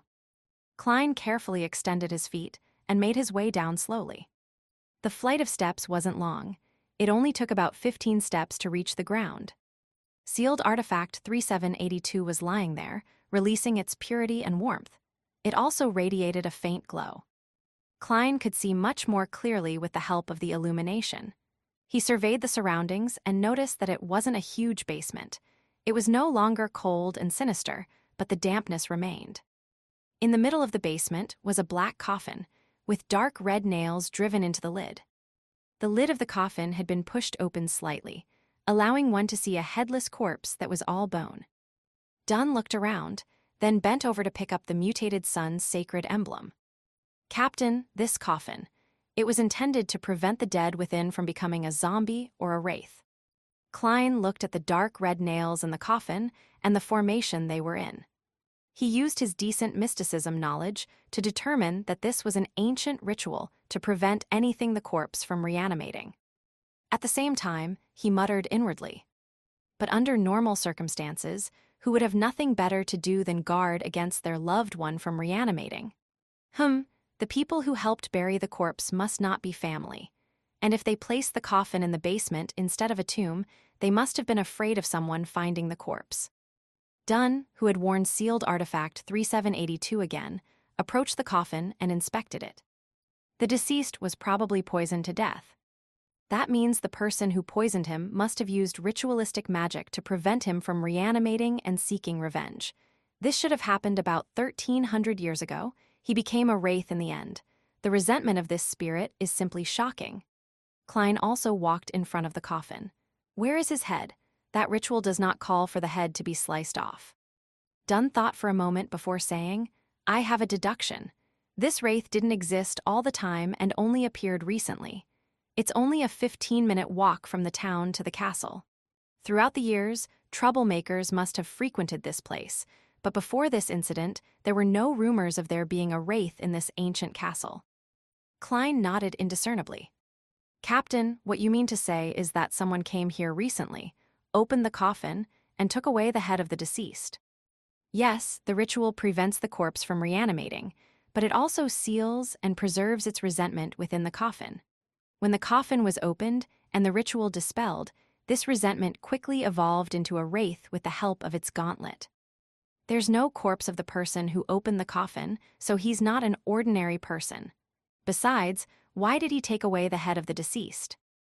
Dunn stared at the skeleton in the coffin. For resentment to be preserved for such a long time, there should be some reason other than the ritual. He could have been a beyonder when he was alive, perhaps a descendant 1 or 2 generations removed of a mid-sequence beyonder. I am talking about the mid-sequencers as defined in the past, sequence 5 or 6. And such corpses are always special. His head might be usable in some kind of ritual or in some other occasion. Dunn paused before continuing. What I said just now was all conjecture, but we can try to verify some of it. We can split up later in town and investigate to see if anyone was injured before in their youth. Well, if they are still alive, it would prove that the wraith only appeared recently. A logical train of thought, Klein praised. He quickly searched the basement but didn't find anything else. He tried using ritualistic magic to make a sketch of the guest that entered the basement, but because it had been more than a month since it happened, as well as the disturbed environment due to the frequent appearance of the wraith, there wasn't much of a result. He then took Fry's place, allowing the expert on the dead to conduct further tests. 15 minutes later, as the sun was vanishing below the horizon, Dunn and Fry followed the steps and returned to the hall of the ancient palace. Dunn felt for the switch to the trapdoor, while Fry gave a short description. The deceased was indeed poisoned to death. The traces near the neck appeared recently, at the very most 3 months back. This means that it's highly probable that someone came here before. Klein nodded in thought. The 3 Nighthawks returned to Lamed town before it got dark and asked for 2 rooms at an inn. The member that got the sealed artifact 3782 was to take this dangerous item for a stroll outside the town where no one would be. They would change their shifts once every 2 hours and thus only needed 2 rooms. After a simple dinner, Klein, Dunn, and Fry immediately split up and covered all corners of the town, asking the residents who had lived in this town for extended periods of time. In situations like this, their identification documents as policemen proved useful. "Officer, why are you asking this? I used to head to the abandoned castle to play when I was young. Injured? Definitely. How could a child not have fallen while playing? I remember, yes, I've been cut by a sharp rock on the outer walls of the ancient castle in the past." A 40-year-old blonde man looked puzzledly at Klein, but answered his question honestly. This was the 14th person Klein had asked, of which 2 vividly remembered being injured in the castle when they were young. The captain's deduction is correct. Klein decided as he put away his identification documents. He smiled and said, "Thank you for your cooperation. I have no more questions." He was about to leave when the 40-year-old man called after him, "Officer, are you interested in the ancient castle? I have an oil painting of the first baron that resided in there. He was the grandfather of my grandfather of my grandfather. Well, anyway, it was a long time ago. He took away an oil painting from the castle and told me that it was the oil painting of the first Baron Lamed. Do you want it? It's a true antique. If it was a true antique, your family would have sold it a long time ago. This guy sure is gutsy, daring to fool even the police. Should I scare him with my gun?" Klein lampooned and adopted the attitude of a window shopper and said, "Who knows if it's a real antique or not? I'll trust my own judgment. Take it out and let me see it." The blond man smiled and returned to the room and rummaged for it. Some time later, he walked out with an oil painting in hand. Klein casually looked at the oil painting. He saw that the Baron had gentle features and bronze skin, his eyes hiding an indescribable range of human experience. He was also wearing a white curly wig. He looks a lot like Mr. Azik. Klein's eyes suddenly opened wide, his gaze subconsciously falling below the right ear of the Baron. He then looked at the unremarkable mole near the ear. The position of the mole was exactly the same as Mr. Azik's mole. Chapter 136, The Stumped Klein. This can't be right. How could Mr. Azik be the first in the so-called line of barons, Baron Lamed? This is a figure who lived 14 or 1500 years ago. No way, how can I be sure that the person in the portrait is the first Baron Lamed? Klein looked at the oil painting, his mind buzzing in confusion. It was like everyone around him had become monsters or a dream where the entire world was filled with gods. He looked up and stared at the blond, middle-aged man. He extended his hand to grab his revolver from his underarm holster and said in a deep voice, "This is not an antique. If you don't clarify the situation, I will arrest you and charge you with fraud." He didn't care if prosecution fell under the police department. His only goal was to threaten the man to get information. At the same time, Klein clicked his left molars twice to activate his spirit vision. Then, he looked at his target's emotional color changes. The blonde man jumped in fright and said in a panicked, muffled voice, "No, I'm not sure if it's an antique either. No, I heard that it's an antique, but I don't know much about such things. I really have no idea. I don't even know many words, words." His eyes darted around anxiously, seemingly about to cry for help. Just then, he saw Klein adjust his revolver's cylinder and hammer. He looked as though he was going to shoot a suspect that resisted. He suddenly stood straight and stopped looking around. "Where did you get the oil painting?" Klein asked heavily. The blonde man's lips quivered as he said with a fawning smile, "Officer, this is what my grandfather found in the ancient castle more than 40 years ago. An outer wall and the room on the second floor collapsed, revealing these items that people couldn't find in the past. One of them was the oil painting. No, not this oil painting. The original oil painting was torn and couldn't be preserved, so my grandfather found someone to make a copy of the painting. The one you saw just now, I didn't lie to you. An oil painting from 40 years ago could really be considered as an antique. Are you sure that this is the portrait of the first Baron Lamud?" Klein stroked the trigger and made sure the man's gaze didn't move an inch. The blonde man chuckled and said, "I'm not sure, but I'm guessing so." "Reason?" Klein nearly laughed at the man's shamelessness. "Because there wasn't any labels on the oil painting," the blonde man replied seriously for once. "Just like I'm called the scoundrel Gray, my father is called the curly-haired Gray, and only my grandfather was the real Gray." Klein exhaled silently and asked, "Where's your grandfather?" "In the cemetery. He's been buried there for almost 2 decades. Next to him is my father, who was buried 3 years back," the blonde man answered honestly. After Klein asked a few questions from different angles, he adjusted the cylinder in front of the blonde man and put it back into his underarm holster. He put away his police identification and turned around in his black trench coat before walking towards the motel with his hands stuffed into his pockets. He walked quietly along the street underneath the dim light that was shining out from the houses that lined both sides of the street. "I can't confirm if the portrait is that of the first Baron Lamud. I wonder if the town has the exact historical records of the ancient castle. Regardless, the man in the portrait must be a person from the past, at least 1,000 years ago. Besides the hair, he looks almost identical to Mr. Azik. Is this what we call reincarnation?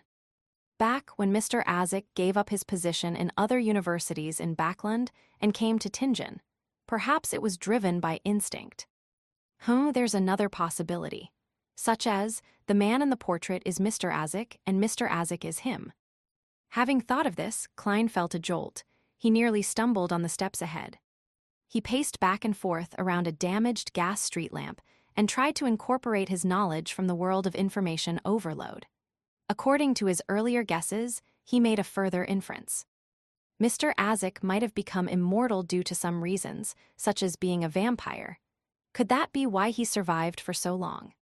That's not right. When has there ever been a bronze-skinned vampire? Plus, when I shook hands with Mr. Azik, I could clearly feel his body temperature and the fresh blood that flows within him. Although he dislikes the heat of the south, he isn't afraid of the sun. He once competed in a rowing competition with other teachers under the hot sun. There's another possibility. Mr. Azik's sequence potion or some other factors bestowed him with a long life, and the price for it is memory loss. Man, taking into consideration his various dreams, can I presume that he loses his memory as part of a cycle? Every few decades, he forgets his past and gains new life. Then, his dreams are the lives that he has lived before. I think I've read something like that before in a novel. I can't just rely on divination to verify this. I have to look for the traces of the lives that Mr. Azik lived, traces of him not having a childhood, but starting directly as an adult. Klein started leaning towards his latter guess. However, he temporarily couldn't eliminate the possibility of reincarnation. He reined in his chaotic thoughts and considered carefully whether he should inform Captain Dunn about it. If Mr. Azik was a beyonder that lived for 1,000 years, his ability would be much stronger than I imagined.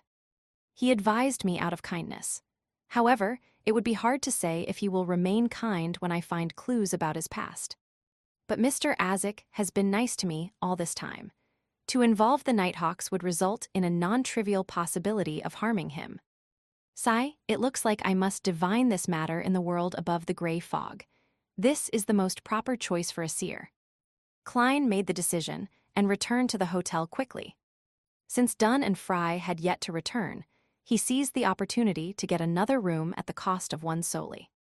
After he entered the room, Klein made a spirituality wall with the assistance of holy night powder.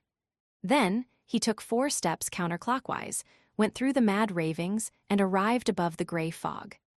The lofty palace stood tall and silent, while the ancient, mottled bronze table and 22 high chairs remained the same. Klein took the seat of honor and made a brown goatskin and black fountain pen appear before him. He picked up the pen and wrote seriously, "I should tell Dunn Smith about Mr. Azik." Then he took the topaz pendant from his left sleeve and did a spirit pendulum divination. The spirit pendulum divination resulted in the pendulum spinning counterclockwise, which meant that he shouldn't tell him. Putting down the topaz pendant, Klein thought about it and decided to make an attempt with dream divination, just to be sure. Thus, he changed his divination statement to the result of hiding matters related to Mr. Azik from the Nighthawks. Klein held the goatskin, recited the statement 7 times silently, and leaned backwards to enter a deep sleep. He saw himself in the illusory, blurry, and distant world. He saw that he was struggling while drowning in a sea of blood. Then, there was a hand that extended and pulled him up from the blood sea. The owner of the hand was Azik with bronze skin and a small mole near his ear. The image shattered and reorganized. Klein saw that he was in a dark and gloomy mausoleum. The surrounding coffins opened one after another. Azik stood next to him, looking forward as though he was looking for something. Just then, Klein exited the dream in an instant and saw the illusory, gray, and boundless fog. The symbolic meaning of the earlier dream is that, if I were to hide the related matters about Mr. Azik, I would receive his assistance when I'm in danger in the future. Heh, the danger might have come about because I helped to keep the secret. What does the last scene mean? I will discover some mausoleum with Mr. Azik? Yes, perhaps the mausoleum has other symbolic meanings. Klein clasped his hands together and supported his chin while he interpreted the contents of the dream divination. Combining it with the earlier result of the pendulum divination, he decided to not report his inference to the captain, but merely bring up that a townsfolk had taken out a portrait of the first Baron Lammud, and that the portrait looked like a history teacher in Coy University. Klein couldn't be sure that Dunn wouldn't hear about it elsewhere, so he had to at least mention it. Of course, Dunn was unfamiliar with Azik and didn't know of his recount and strange dreams, so he would find it difficult to connect them.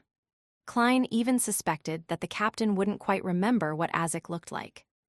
Then, he stopped thinking further and planned to leave the world above the gray fog. Just then, he noticed the crimson star that had been silent all this time was twinkling with faint light again. Klein extended his spirituality with interest and saw the young man that spoke Jotun again. He saw him kneeling before a pure crystal ball. The young man was still wearing the black tights that were different from the clothing of countries in the northern continent. His facial features were blurry and distorted, but Klein could faintly see his brownish-yellow hair. He knelt there and prayed with an unusual pain in his tone. Klein leaned sideways to hear. He relied on his beginner-level Jotun and barely understood what the young man was saying. "O magnificent deity, please cast your eyes on this land that you have forsaken. O magnificent deity, please allow us, the people of the dark, be freed from the curse of our destiny. I am willing to dedicate my life to you, using my blood to please you. A land that was forsaken, people of the dark, magnificent deity." Klein murmured the few keywords and suddenly thought of a place that the hanged man had mentioned once. The forsaken land of God. It appeared in Roselle's diary too. He even sent out a fleet to search for it, but it was fruitless. Klein squinted his eyes and wondered if he had guessed correctly. He tapped on the edge of the long bronze table with his fingers. After 3 taps, he came to a decision. He extended his right hand and touched the illusory crimson star. The cloud of crimson immediately exploded, and the light flowed in like water. Chapter 137, City of Silver. City of Silver, Mortuary. Derek stood in front of a flight of stairs as he looked straight ahead with reddened eyes. In front of him were 2 coffins containing his parents. Embedded in a stone plate in front of him was a simple silver sword. The frequent booming of thunder caused the house to shake and the sword to sway. The Berg couple inside the coffins weren't completely dead yet.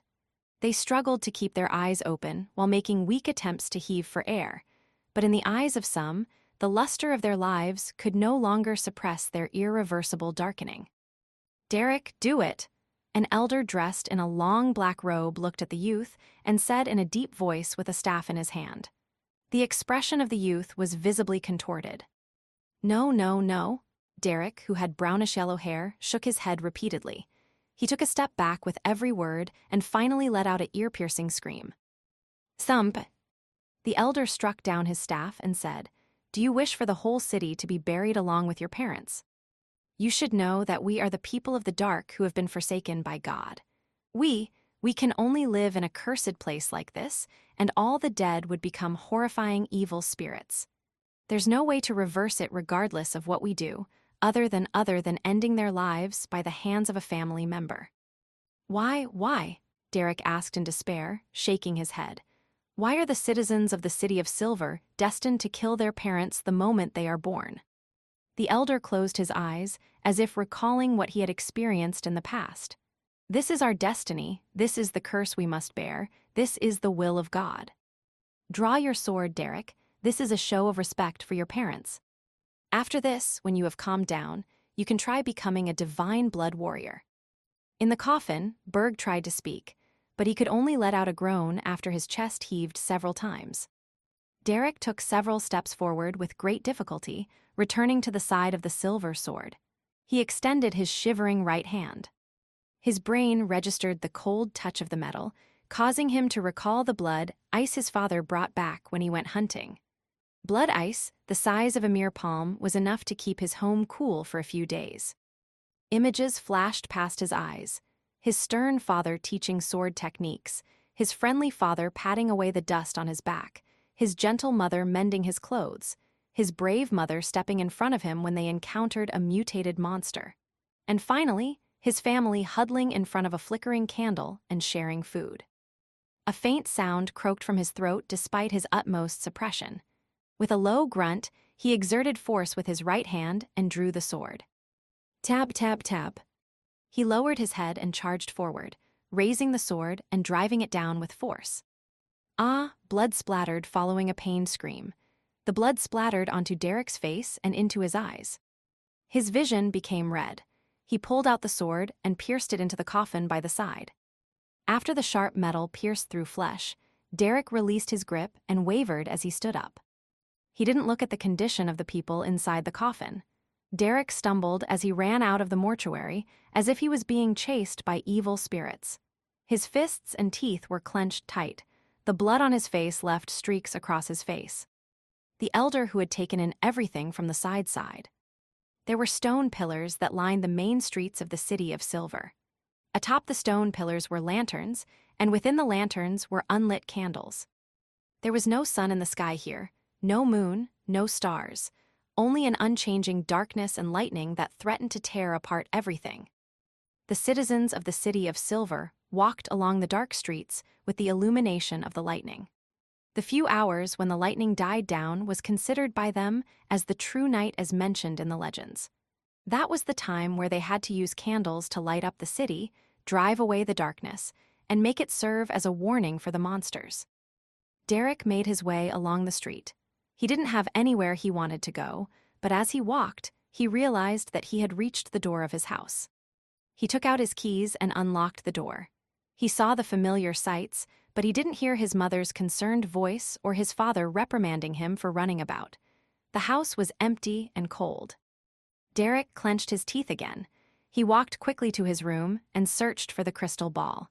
His father had told him that this was a crystal ball used by a long-destroyed city to worship their deity. He knelt and faced the crystal ball, praying without any hope in mind. He pleaded bitterly, "O magnificent deity, please cast your eyes on this land that you have forsaken. O magnificent deity, please allow us, the people of the dark, be freed from the curse of our destiny. I am willing to dedicate my life to you, using my blood to please you." Over and over again, just as he was in complete despair and about to stand, he saw a dark red glow burst forth from the pure crystal ball. The glow was like flowing water, instantly swallowing Derek. When he regained his senses, he realized that he was standing in a magnificent palace supported by giant stone pillars. In front of him was a long, ancient table, and on the other side of the table was a human figure obscured by a thick fog. Other than that, there was nothing around him. It was empty and ethereal.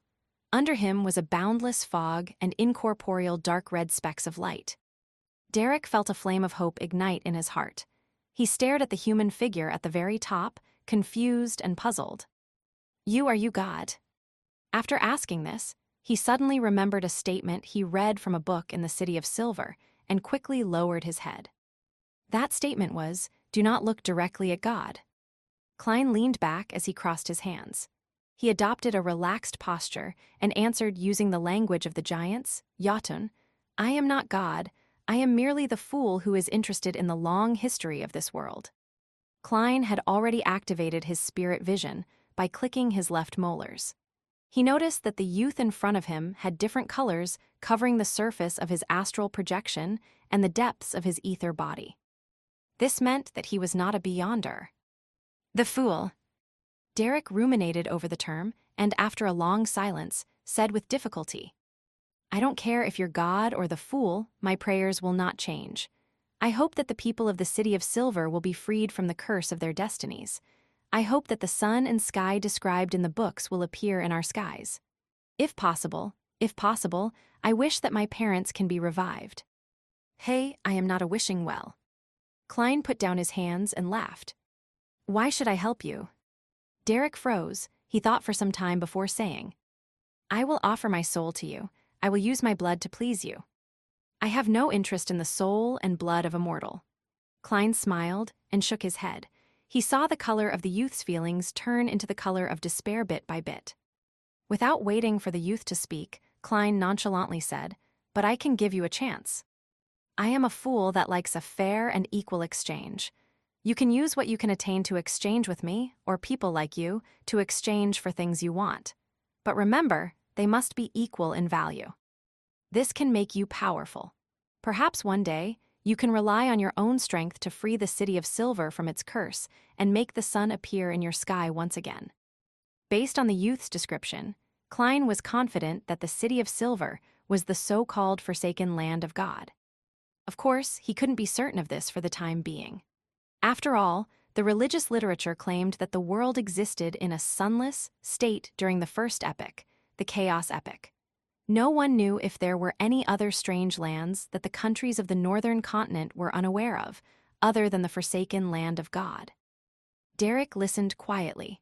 He lowered his head in silence and replied after a while, "I want to become the sun.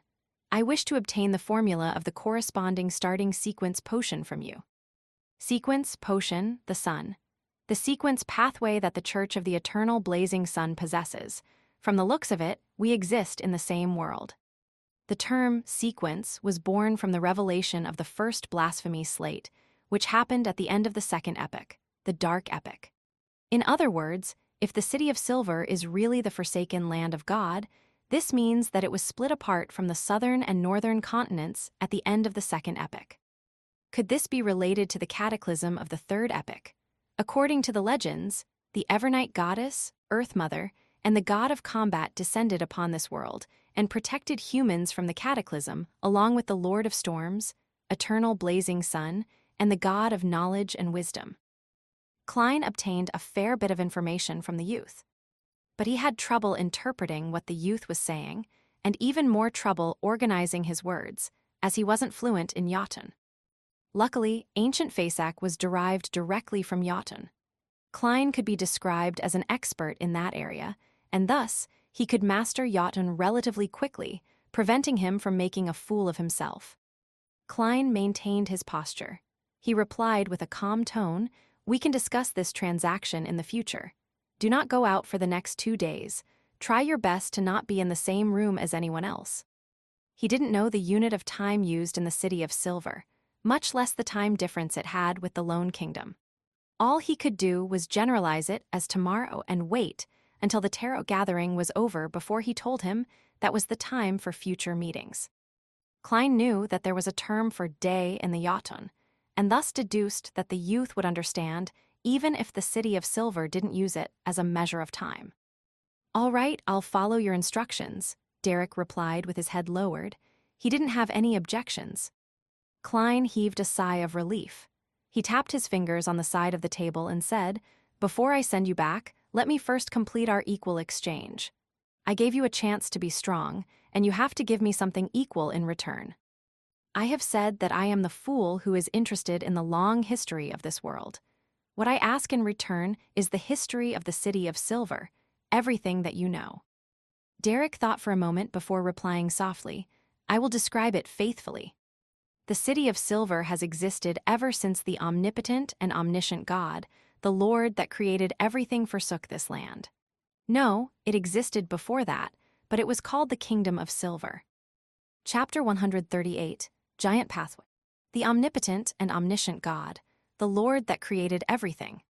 Klein leaned back and maintained a profound posture while he ruminated over the words that the youth from the City of Silver had said. He was no stranger to a Lord that created everything. The Creator mentioned in the Book of Storms, the Revelation of Evernight, and other urban myths referred to the Creator with similar titles. It was also the way various secret organizations, like the Aurora Order, described the true Creator. But this was the first time Klein was hearing of an omnipotent and omniscient God in this world. Be it the Evernight Goddess, Lord of Storms, and the God of Steam and Machinery, none of them claimed to be omniscient or omnipotent. If the City of Silver was really in the forsaken land of God, then the forsaken land of God would truly belong to this world. The omnipotent and omniscient God might be the title of the Creator that was used by the living in ancient times. Klein looked towards the young man opposite him in thought. He looked at the emotional colors of pain and sorrow. When Derek felt the fool's gaze, he lowered his head involuntarily. He recalled the legends that his parents had told him. He said slowly and sadly, "When the sun disappeared from the sky, when the clouds were ripped and torn apart, when lightning and thunder became our rulers, and the monsters lurking in the dark suddenly emerged, one so terrifying beyond one's imagination, they destroyed one city after another in the Kingdom of Silver. Humanity's dark ages had arrived. The remaining experts in the City of Silver then relied on their united power and 2 magical items before they finally warded off the attack of the things of the dark. They gradually eradicated the monsters within a 1-day journey of the city, and they established a city-state that protected the last light of human civilization." A standard textbook description. Klein couldn't help but comment in his head. The young man's description made him feel that the City of Silver was in a different world than the northern continent. Maybe this is the unique characteristic of the forsaken land of God. He thought without revealing his emotions. Derek calmed his breathing and continued, "During the first few decades, plants couldn't grow. The City of Silver had a severe lack of food, and we could only hunt dark creatures or mutated animals to relieve our hunger. The population dropped drastically. Fortunately, we found black-faced grass. It could survive under such circumstances, and it became our only reliable and stable food source. It was said to be the final intervention that the magnificent God left for us. It allowed one generation after another to live on in the City of Silver. It persisted in the Dark Ages for 2582 years. The passage of time was recorded by a long line of chiefs. For the rest of the people in the City of Silver, we call periods of frequent lightning day, and when the lightning subsides, we call it night. It's a rather confusing system, and it makes exact dates difficult to pinpoint. Such a magical place. Klein was glad that he hadn't talked about tomorrow, but instead vaguely mentioned the following 2 days. Derek briefly talked about the few memorable incidents in the City of Silver's history and said, when the population returned to a certain level, the number of Beyonders increased. The 6-member council started forming elite troops to explore the dark. We have now explored all of the original territory and nearby cities.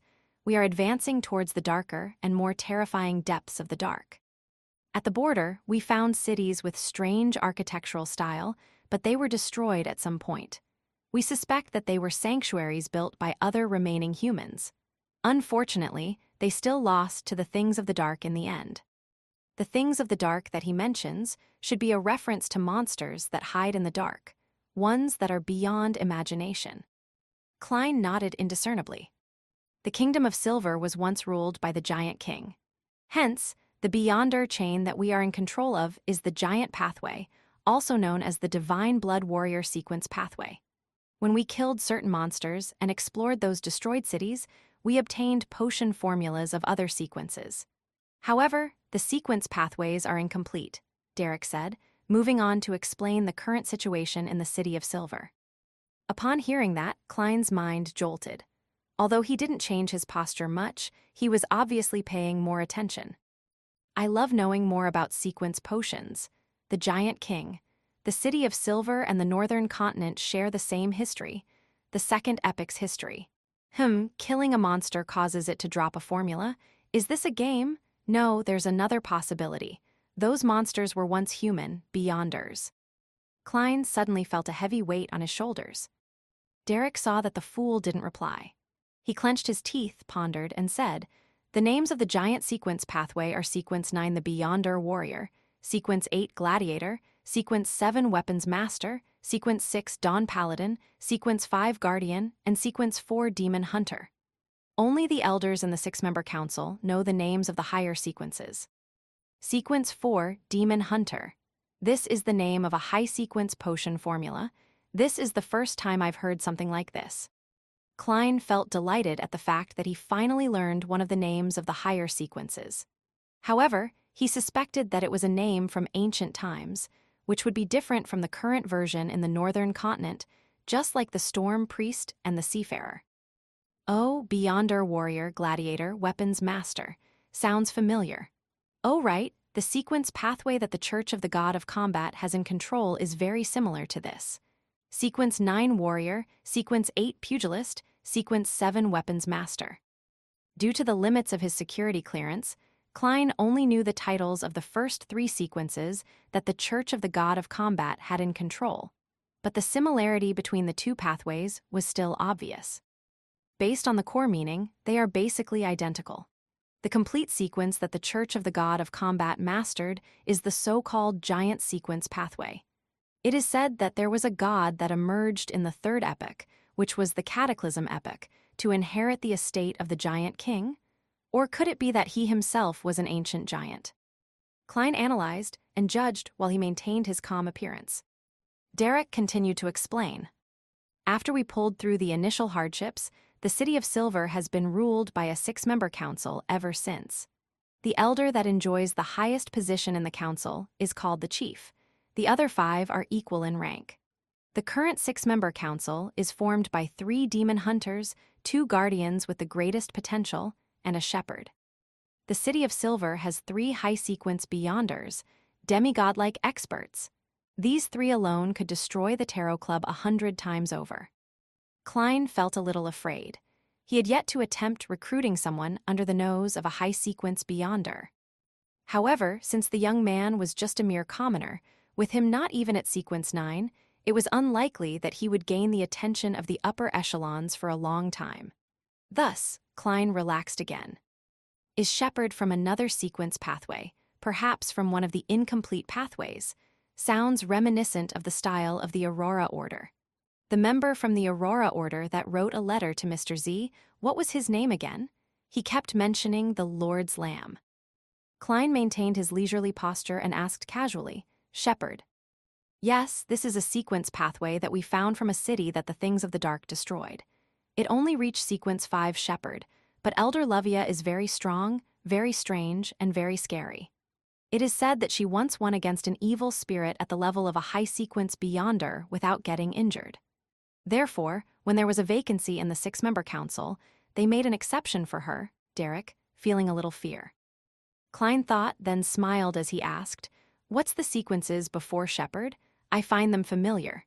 As you know, a sequence's historical name and its current name is always different. In the City of Silver, the names of potions have never changed, Derek refuted instinctively. He then lowered his head and said, Sequence 9 Secret Suppliant. Indeed, Klein was satisfied when his guesses were confirmed. This is the name of Sequence 9 from the Aurora Order. Sequence 8 is Whispered, Sequence 7 Shadow Ascetic, Sequence 6 Rose Bishop, Sequence 5 Shepherd. Derek recounted what he knew. Whispered, listener, they are about the same. Heth, I know more than the information provided by the Tinjan Nighthawks. In a good mood, Klein beckoned for Derek to continue. Derek then roughly described the current situation of the City of Silver, and finally he couldn't help but say, I carry the curse of destiny. Whether a citizen of the City of Silver is a commoner or a beyonder, we all turn into evil spirits after we die. The evil spirit of a beyonder is just stranger, more terrifying, and far more difficult to deal with. In the past, there were many occasions when this curse nearly destroyed the City of Silver. The only way to prevent an evil spirit from rising is for a person to be killed by someone of their own bloodline. Such a cruel matter. I hope you can grow strong and find a method for the people in the City of Silver to shake off the curse. Klein, the fool who was merely an empty shell, could only provide some free chicken soup for the soul. So, I want to be the sun. When there was a sun shining over the land, we had never encountered any curse. Derek muttered softly with great difficulty and pain. Klein nodded slightly and asked, You will have the chance to. Remember that I can pull you in here anytime in the next 2 days. Try to avoid being around other people. All right, Derek replied solemnly. Before that, I need you to confirm your code name. Klein smiled and pointed at the deck of tarot cards that appeared on the table. Confident that Derek had never come into contact with tarot cards, he gave a brief introduction. Pick one of the cards as your code name, anything besides the Fool, Justice, and the Hanged Man. Derek took 2 steps forward, flipped through the tarot cards, and said without hesitation, Sun. I pick the Sun. Remember your choice, it will follow you for the rest of your life, Klein replied like a charlatan. At the same time, he extended his hand and severed the connection in a restrained manner. Then, he watched as the crimson glow receded, and the young man opposite him turned incorporeal and dispersed bit by bit. Chapter 139, Studying 3782. After the crimson light in front of him dissipated, Derek Berg saw his room once again. He saw the pure crystal ball in his hands. Cracked. The crystal ball shattered from the inside. Some of it turned into pieces of illusory beams of light that flew into the void around him, while the other crystalline fragments fell noisily to the ground. Derek looked on, dumbfounded. He could see the traces of blood on his face reflected in the bronze mirror. He noticed a crimson light spiraling on the back of his right palm, forming a circle with lines extending out from the edge. The strange symbol bore into the back of his palm and vanished. Derek fell into a daze in the time it took several flashes of lightning to illuminate the sky before snapping to his senses. He looked at the fragments of the crystal ball on the ground, then looked at the back of his right hand as his gaze turned deeper. He walked out of his bedroom, returned to the living room, and opened the door to look up at the sky above the City of Silver. An arc of lightning streaked across the sky, illuminating the city with a silver sheen. Right on the heels of that was rumbling thunder. The world belonged to the dark. Without any speck of light, the heavy darkness only left people in despair. Derek clenched his fists. There was no joy in his eyes, for they were still filled with the remnant grief and pain. But he was no longer lost. Phew, looks like I've managed to trick another person into becoming a member. No, I've managed to recruit another member. Klein shook his head and mocked the present strength of his tarot club. The leader, the Fool, was only a Sequence 9, one who had just fully digested the seer potion.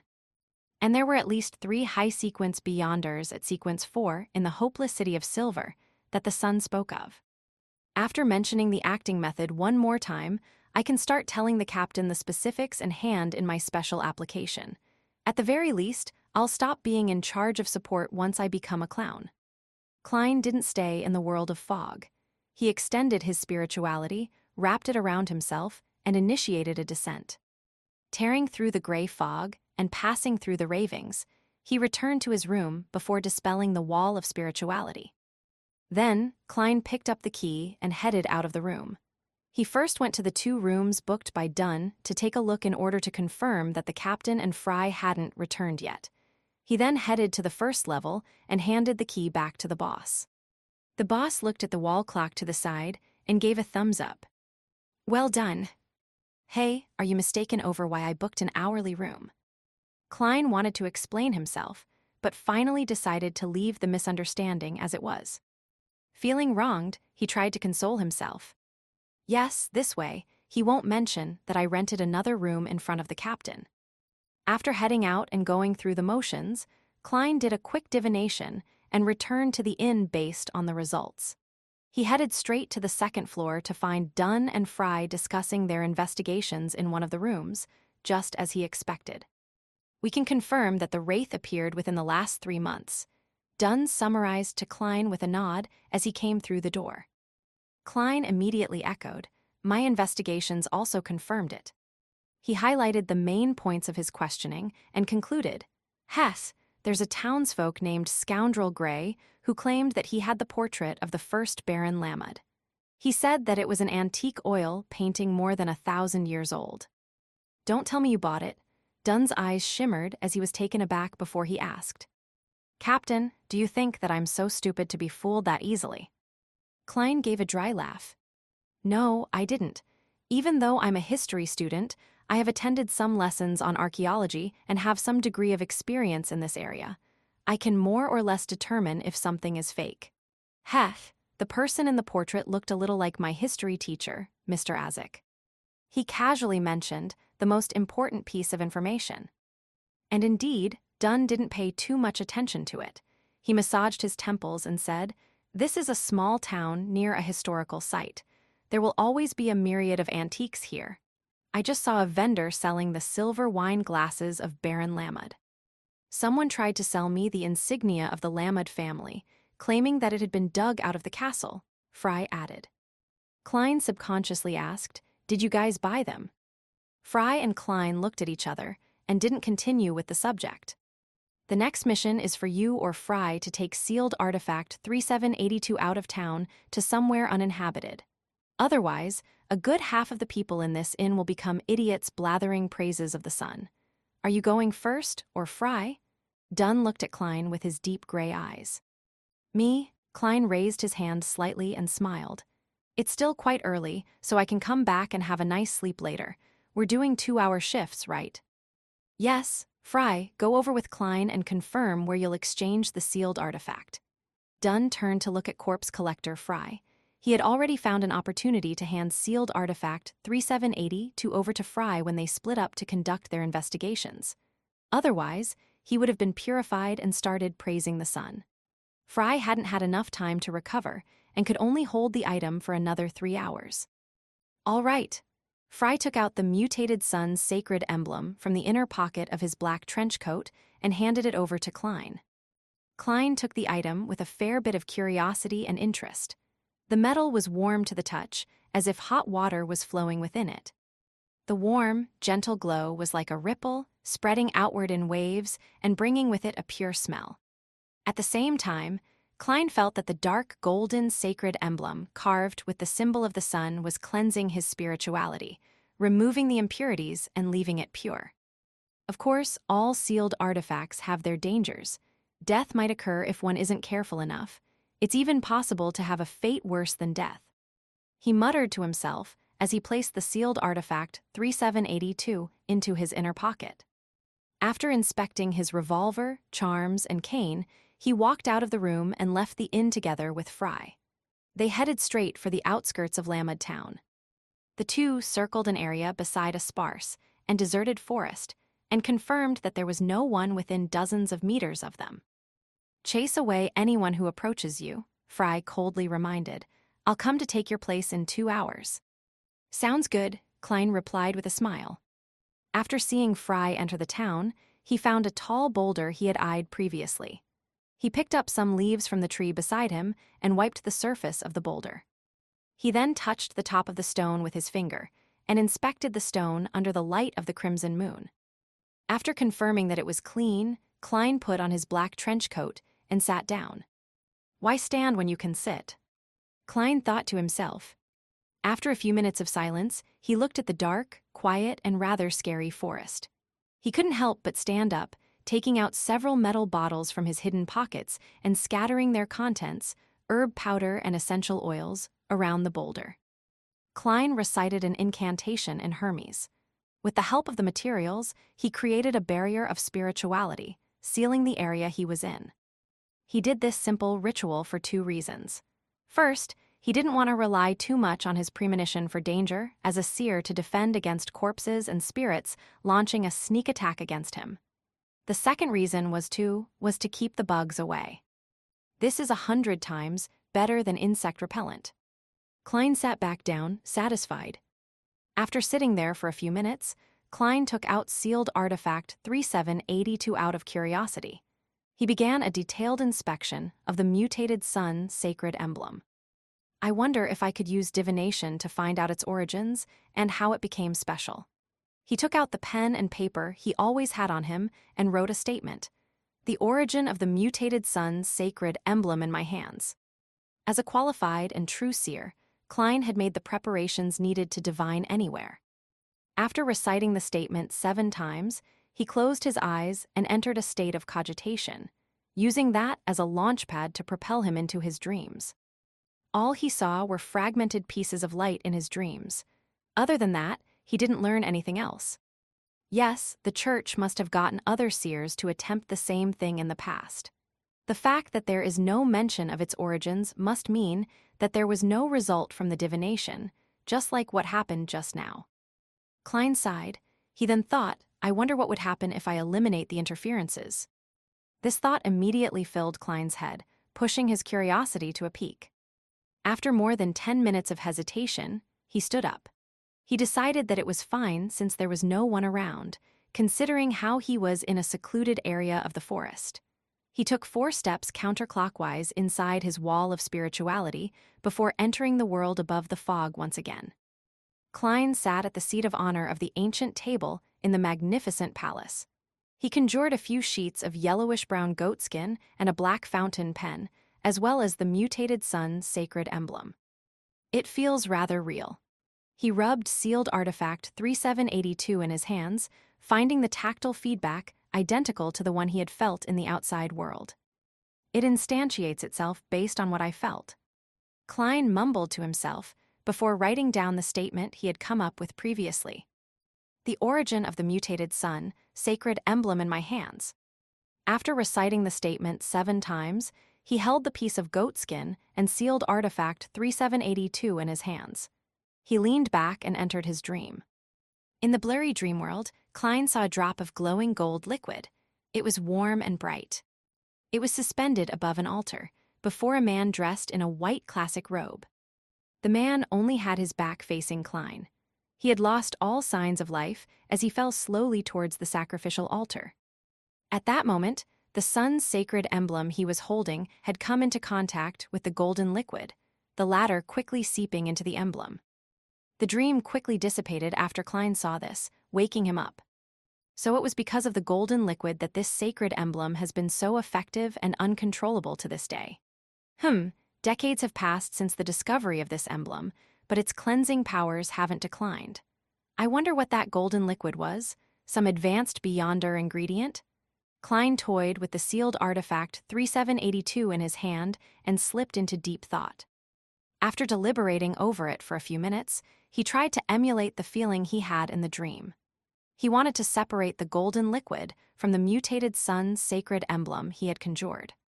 He accomplished it almost immediately as the thought came to him.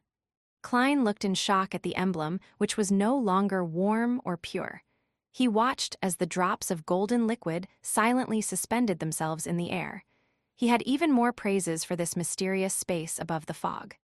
This is practically a miracle, even if the separation and instantiation here isn't real. The origins of this drop of golden liquid. He penned down a new statement with great excitement. Chapter 140, Expert at Courting Death. The origins of this drop of golden liquid.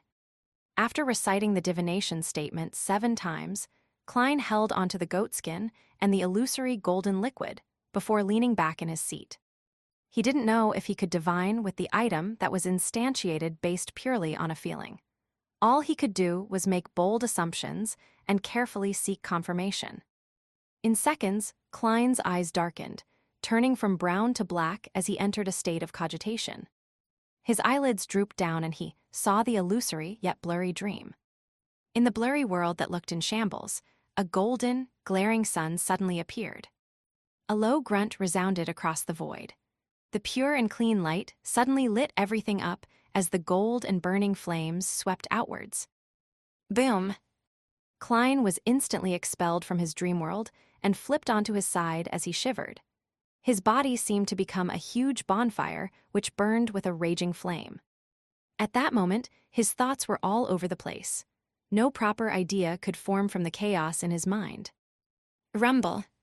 The mysterious space above the gray fog shook violently, and the lofty palace collapsed inch by inch. The ancient, mottled bronze table broke into a few pieces. The terrifying changes only continued for 3 seconds before the world above the gray fog returned to tranquility as though nothing had happened. The gold flame on Klein gradually extinguished. He rolled around on his charred skin as he groaned in pain until he eventually regained his ability to think. He supported himself on the armrest of the high chair and stood up with great difficulty. He was terrified and confused about what had just happened. He had never imagined that a mere divination would result in such consequences. He panted and lifted his head to survey his surroundings. He realized that the lofty palace and ancient bronze table, which looked like they had stood unchanged since ancient times, had been damaged. In the world above the gray fog, which had never experienced any abnormality, it was simply an unprecedented level of damage. What happened? Did my divination point towards some unfathomable existence? Klein calmed down slightly and let his burned flesh shed while he speculated. If I wasn't protected by this mysterious space above the gray fog, there might not even be ashes of me left behind. Could that drop of gold liquid be the blood of a god? Did I see the eternal blazing sun or some powerful angel of his? No, that was the sun, so I think it was the former. Damn, did I just look directly at a god? Klein felt more fear as he thought about it. He felt that he had nearly died. Those who know nothing fear nothing, but those who don't court death won't die. In the future, I can't just divine anything and everything. Who knows what I'll see? If that were to happen once more, I don't know if this mysterious space could even shelter me from fatal damage. When that happens, I'd actually die. Yes, it definitely won't do if I continue making experiments with the golden liquid. The existence from before which was likely eternal blazing sun. He must have sensed the sudden, hidden, and unexpected influence from the divination above the gray fog and failed to respond in time. If he were prepared, this mysterious space might not have been able to withstand the repercussions. Having come to this realization, Klein's body had already returned to normal. It was no longer charred, but compared to before, he was dimmer and more incorporeal than before. He lifted his hand to massage his temples and commanded with his mind to restore the palace and the long table. Then, the palace that looked like the home of a giant and the long table cast out of bronze returned to normal. Everything looked like it had before. Klein sat down and leaned against the back of the chair. He engaged in self-mockery. Well, this isn't entirely bad. At least I know the limit of the mysterious space, and I have a certain goal. Only powers approaching the angels of the gods can completely influence the power of the area above the gray fog. I have to add another new rule to my seer principles. Do not randomly divine things that involve a high-level entity. Yes, I shouldn't hastily activate my spirit vision either. If I were to look directly at things that shouldn't be looked at directly, it might be game over. In the outside world, I don't have the mysterious space to fend off most of the negative effects. After a while, Klein's expression turned odd because some knowledge was reverberating in his head. Yes, knowledge. In the short time he had spent with what appeared to be eternal blazing sun, Klein was constantly in his divination state. Hence, he could instinctively divine certain matters and knowledge from the being that he was looking at. He quickly used a dream divination to recall and organize what he had gathered that wasn't his primary objective. He picked up the black fountain pen and wrote one line after another. 1. Do not look directly at God. 2. White angel. 3. The technique of making a flaring sun charm. It's a relatively high-level charm in the domain of the sun. Its potency can last a year before it deteriorates. There's no need for a ritual to pray to the eternal blazing sun, but the procedure requires the sealed artifact 3782 to take the ritual's place. It will siphon power from the mutated sun's sacred emblem. 4. Extremely hostile towards Lord of Storms and God of Knowledge and Wisdom. 5. Bard Potion Formula. Main ingredients: a crystal sunflower or an adult flint bird's tail feather or a fire bird's tail feather. A piece of siren rock or a singing sunflower. Supplementary ingredients: a blade of midsummer grass, 5 drops of July wine juice, a blade of elf dark leaf. 6. Light Suppliant Potion Formula. Main ingredients: a piece of brilliance rock or powder of dazzling soul, or blood of a mirror hedgehog or the heart of a magma titan. Supplementary ingredients: a golden-edged sunflower, 3 drops of aconite juice. 7. Priest of Light Potion Formula. Information of main ingredients missing. Supplementary ingredients: 5 grams of rosemary, 7 drops of fingered citron juices, rock water. 8. Sequence 4, Unshadowed Potion Formula. Main ingredients could be the golden blood of God extracted from the mutated sun's sacred emblem. It could also be replaced with 3 adult sun divine birds' tail feathers and a piece of holy brilliance rock. Information of supplementary ingredients missing. After writing down the 8 lines, Klein couldn't help but rap the edge of the long bronze table. He had gained way more than he imagined. He was already satisfied with surviving his reckless divination earlier, but now he had received an unexpected survival reward. From the confidential information he received from the Nighthawks, he knew that the sequence pathway that the Church of the Eternal Blazing Sun held was called Sun, and its sequence 9 was barred. It would allow the Beyonder to imbue courage and strength for themselves and their allies through their singing, a job that brought about devotion and submission. Their slogan was, "Let us praise the sun." The corresponding sequence 8 was Light Suppliant. They could cast spells and hold rituals from the sun's domain, which were very effective against corpses and spirits. Sequence 7 was called Solar High Priest, which greatly enhanced the spells and rituals within its domain. In other words, I have obtained the complete potion formulas of Sequence 9 and Sequence 8 in the Sun's sequence pathway. Yes, unlike before, the potion formula even lists replacement items and ingredient names from different eras.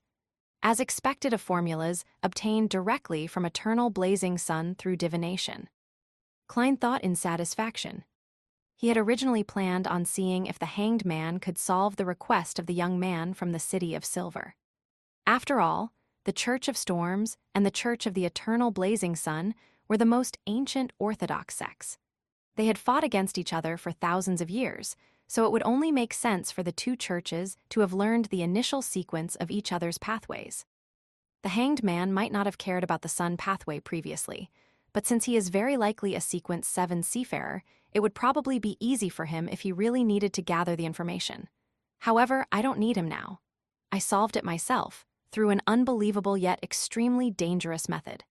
Miss Justice, Mr. Hanged Man, my son friend, your fool nearly turned himself into a charred corpse. Klein lampooned silently, while still feeling a lingering sense of fear. He lowered his head and looked at the records on the goatskin before him. He thought of another formula. Would the Priest of Light be an ancient name of Solar High Priest? The confidential information of the Nighthawks never mentioned it, and my divination didn't pinpoint the sequence number. Is it Sequence 6 or Sequence 5? Sequence 4, Unshadowed. This is the first high sequence formula that I've obtained. It's such a pity that it lacks the supplementary ingredients. I wonder how I can fill in the blanks. I can't believe that drop of golden liquid is really the blood of a god. Sealed artifact 3782 is probably far stronger than anyone imagines. From what I can see, it's sufficient to become a grade 1 sealed artifact.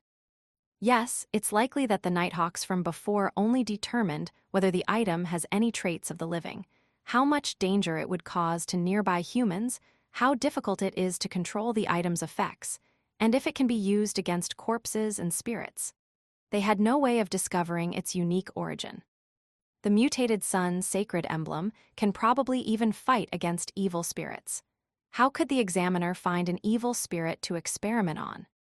As an official Nighthawk, I can't become the owner of sealed artifact 3782, but yes, I can find an opportunity to make a flaring sun charm and siphon its power. Sigh. I certainly can't do it now. I haven't prepared the necessary ingredients. Why would I, a Nighthawk of the Evernight goddess, carry the ingredients of the sun around with me? Klein massaged his forehead regrettably.